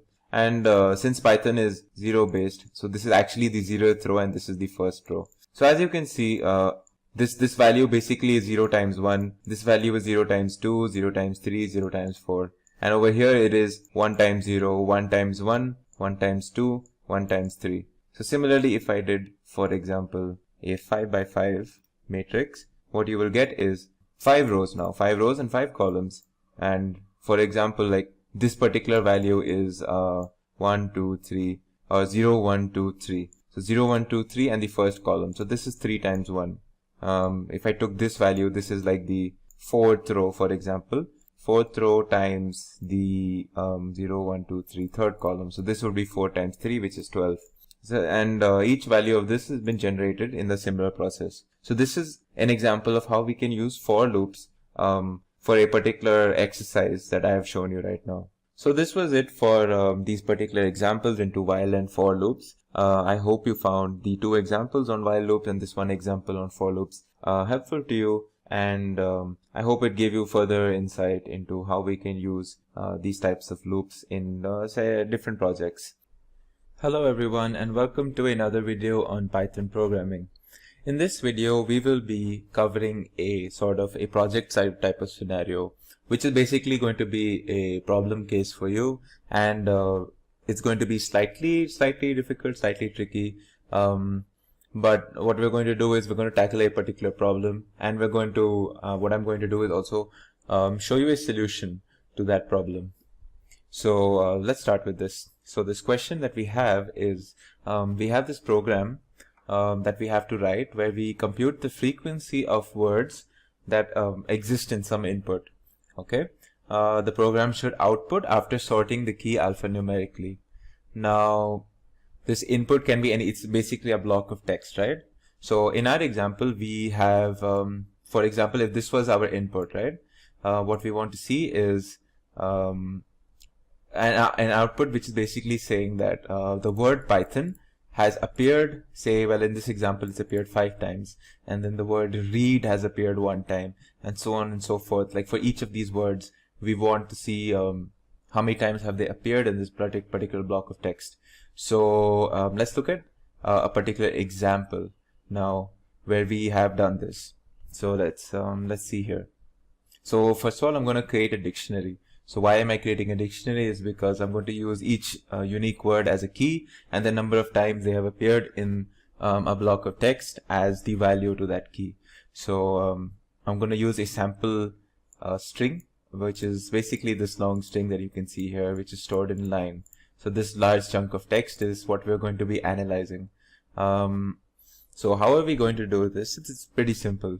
So we have this. Now what we want to do is when we find one way of tackling this problem that we're going to do here is we want to check word by word. First of all, we want to see if it's a unique word, and if this word is we encountered it for the first time, then we need to store a new key in our dictionary called frequent table or frequency table. And if there's a key already with that particular name, then we just want to increment the count or the value by 1. So let's see how we do this over here. So if you can see in the solution is as simple as this.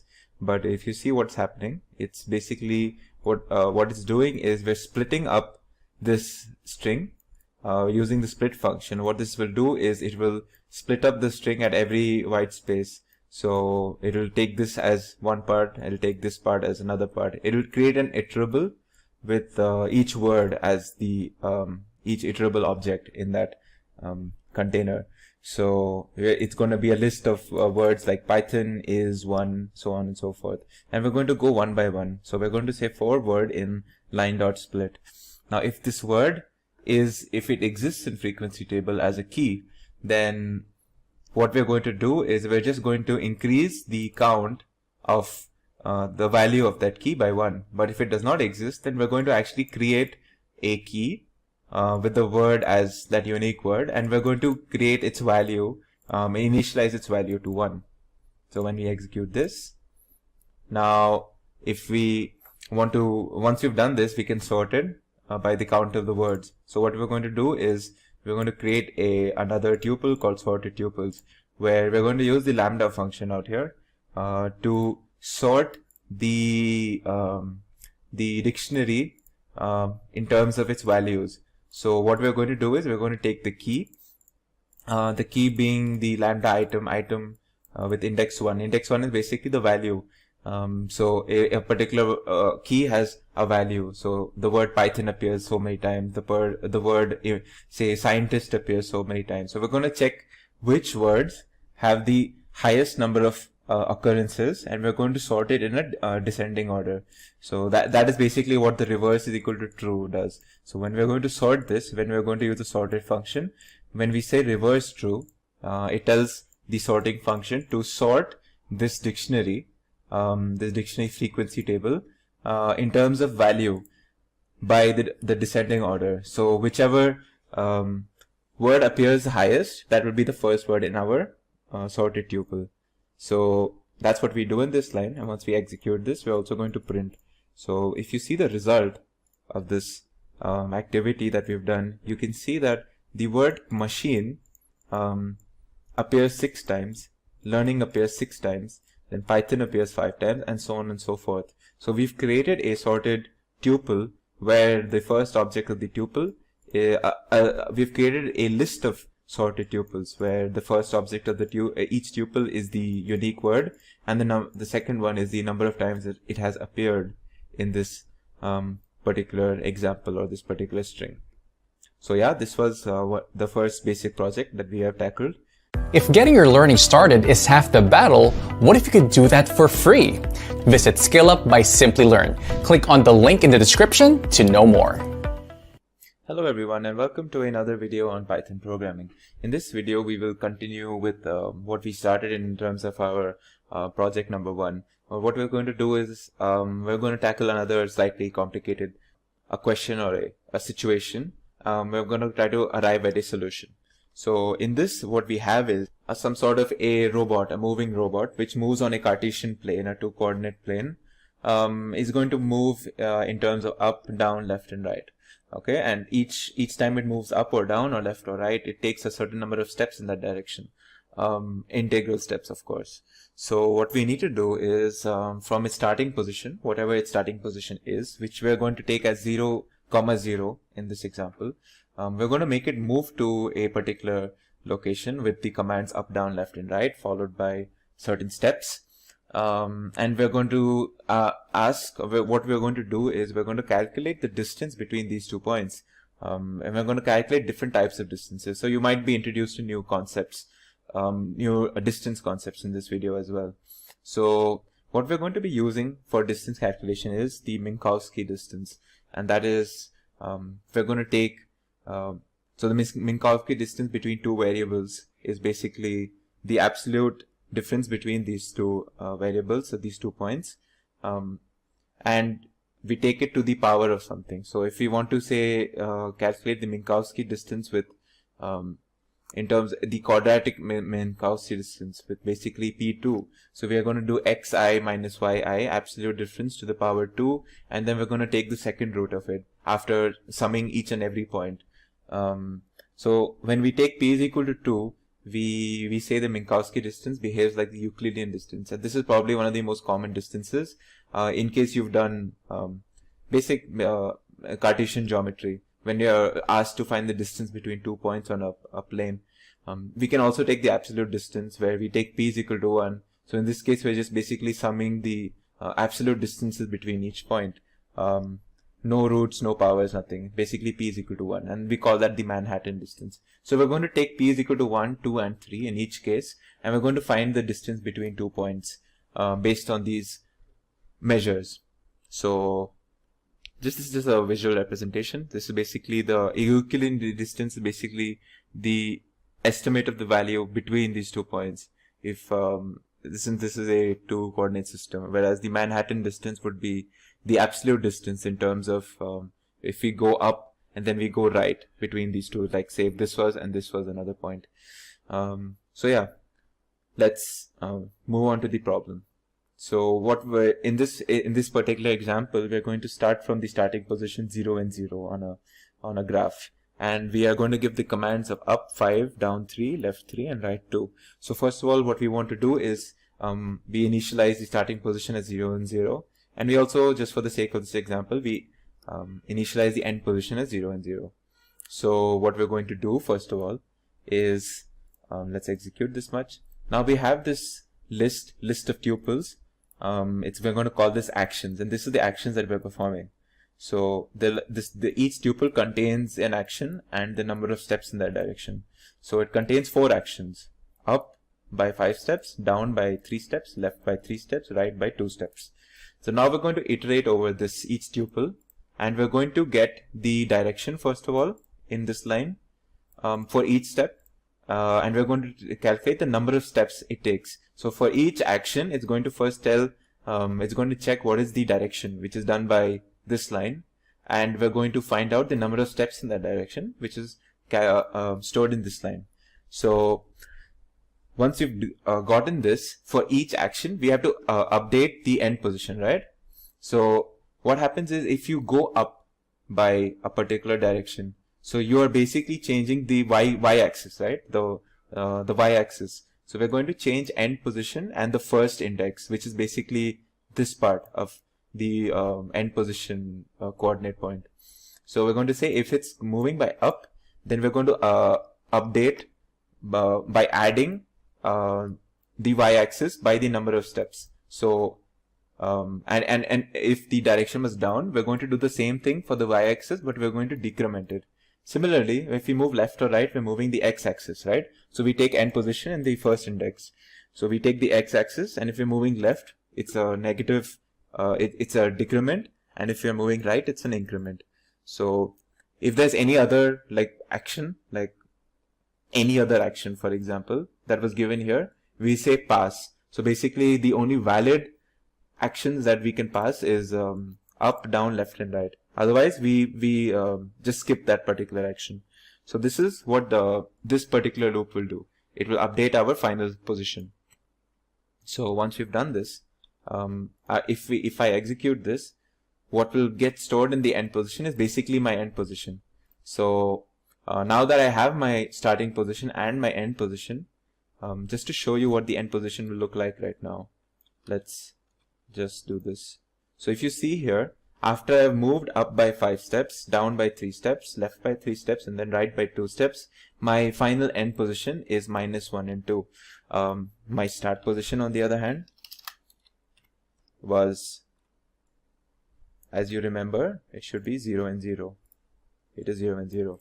So now we're going to find the distance between 0 and 0 and -1 and 2. So we're going to first of all create a function called Minkowski distance, which does a basic function of just calculate the difference between the, the end position x coordinate and the end position y coordinate times or to the power of a root. And we're basically going to do this operation that you saw here. We're going to do this, and we're going to use this root variable to specify to p is equal to 1, 2, or 3, like what p value we want to take for this Minkowski distance. So once we've done this, what this function will do is basically store this much and it will wait for us to give us a root. So when we give root 1, it will create these, it will check the distance between the end and the starting points with the p-value of 1. If we gave it 2, it will calculate Euclidean distance with p-value 2. Similarly for 3, and we can calculate for any roots. So we're going to calculate for 1, 2 and 3 roots, and we're going to see what values we get in each case. So when root is equal to 1, I print a statement saying Minkowski distance with root 1 is something, and then root 2 it's something, root 3 is something. Let's see what results we get. So if you see here, the Minkowski distance with root 1 is actually 1.0, but the Euclidean distance between these 2 points is 2.23, whereas the cubic Minkowski distance with root 3 is 1.91. So you see these 3 different distance measures for the same distance between 2 points. So in this video, basically by doing this activity, you will learn how to iterate through loops and perform these distance calculations, which you'll find pretty handy in many activities related to data science and machine learning. So yeah, this was on the project 2. Hello everyone, and welcome to another video on Python programming. In this video, we will be continuing tackling different problems and problem cases in terms of a project called Project 3, where we're going to be using regular expressions to validate whether certain passwords that have been entered, do they match certain criteria or not. So let's look into our particular question. We have a website that requires users to input username and password to register. Now we have to write a program to check the validity of passwords input by the users. Now the criteria that the passwords have to follow are that there's at least one number between A and Z, and there's at least one letter between A and Z and one number between 0 and 9. The third criteria is that there's at least one letter between capital A and capital Z. So this first and third point basically is saying that there should be one lowercase letter and there should be one uppercase letter. Now there should be at least one character from $, hash, or the @ symbol. It should have a minimum length of 6 and the maximum length of 12. So when whatever passwords that we enter into our example, they must be comma separated. So if we're going to have an input, they're going to ask us for an input where we're going to have to input the different passwords in a comma separated way. So let's look at how do we tackle this. So for my example, I'm going to use these examples in terms of these are my password examples. If we're going to check if these are valid passwords or not. So let's copy this first of all. And now let's import the RE. This import RE is basically the regular expression module. Now in this step is going to ask us to input the passwords, as you can see here. So I will just Control V. So since this is comma separated, what it will do is it will split up each of these by the comma, and it will store them in a list. So it will take this as one password, this as another password, this has another password, and this has another password. Once I press enter, now if I want to check what's in list, what's in items, what I can do is just check over here what's in items. It's a list of whatever passwords I had entered. Each object is separately treated now in this list. Now I'm going to create an empty list called value first of all. Once I've done that, I'm going to move on to the next step. So once I've created my list called value, what I'm going to do is now I'm going to search and I'm going to check for each condition using regular expressions for whatever criteria that we have initially. So if you see here, what I'm going to do is first iterate by each item in this to check for each password. Now my first check will be a basic check for the length of the password. If it's lesser than 6 or greater than 12, then our password is illegal, so we can't be using this and we will just continue and we won't check for anything else. But if it is within 6 and 12, the length 6 and 12, then we can continue with our check. So we'll do an else statement for pass, which basically moves on to this next block. Now once we've done this, what we will do is this first statement, what this is going to do is going to do an re.search. And re.search, as you know, is going to look for at least one instance of a letter occurring between A and Z. So this re.search followed by this. Now this is the regular expression that we have passed, and what this tells us is basically the square brackets, we're looking for anything between A and Z in terms of small letters. So if if this condition is not met, then again we continue and we leave this particular search because one of our criteria is not met. All right, but if it is met, then this if not statement will not we won't enter this block and we can move on to the next check. So now we move to elif not. Now again we're using if not statement. So this is basically checking for a negative case. So anytime one of these cases have been met, it basically means that our password has been invalid because these conditions are not being met. So we're trying to eliminate all conditions, all of these conditions, so that we get a valid password. So again we move on to the next statement, which is basically going to do the search for numbers. Once again, if we find a case, a password without any numbers, we continue and we don't check this password no more because we already know it's an illegal password. Now next check will be for capital letters A to Z, and the next check again will be for these particular symbols, the dollar, the hash, and the @ one of these three symbols. Finally, we have a search for we're going to search for a white space character. So if we actually do find a white space character in our password, that's an illegal password, and we're not going to continue checking for those cases. So so this is basically all our cases: lowercase letters, numbers, capital letters, one of these three symbols, and the existence of a white space. So once we've done all these checks, if none of these have been passed, we move on to this else statement where we just pass. And what we can do is we append the value. We append the value to we append p to the list called value. So basically, what happens is just to go through it again. If this condition is not met, and this condition is not met, this is not met, this is not met, this is not met, and if this is also not met, then we're fine. So basically, as long as we have small letters, as long as we have a number, as long as we have a capital letter, as long as we have one of these three symbols, and as long as we don't have any white space characters, we can append p to this. Otherwise, it will continue and it will break out of this for loop completely. That's what the continue statement at the end of each of these blocks checks. Anytime this condition is met, this if not condition is met, then we break through this whole for loop and we don't append p to the value. But if we actually get to this stage, then what we can do is simply append p to value. Now finally, what we are going to do is we're going to print out all the valid passwords. So just by a quick look, you can see here this is a valid password, right? So let's execute this and let's see what we get. If you see here, we only get one valid password, and let's look at why some of these did not turn out to be valid. So if you look here, all of the conditions are met. It has a capital letter, it has a small letter, it has at least one number, and it has one of the symbols, either dollar sign or the hash sign or the @ sign. In this case, we have two white spaces, one over here and one over here. So this is an illegal password. Similarly, in this case also we have an illegal password because it begins with a space. In this case, it's the same thing. We begin with a space, and also it does not have any of those symbols that we were looking for, the dollar or the hash or the @. So these three are illegal passwords and they do not get appended to value. However, this does get appended to value, and that's why we get the result for only one password, which is the only legal password. And with that, we have come to an end of this full course tutorial. I hope it was informative and interesting. If you have any question about the topics covered in this video, feel free to put them in the comments section.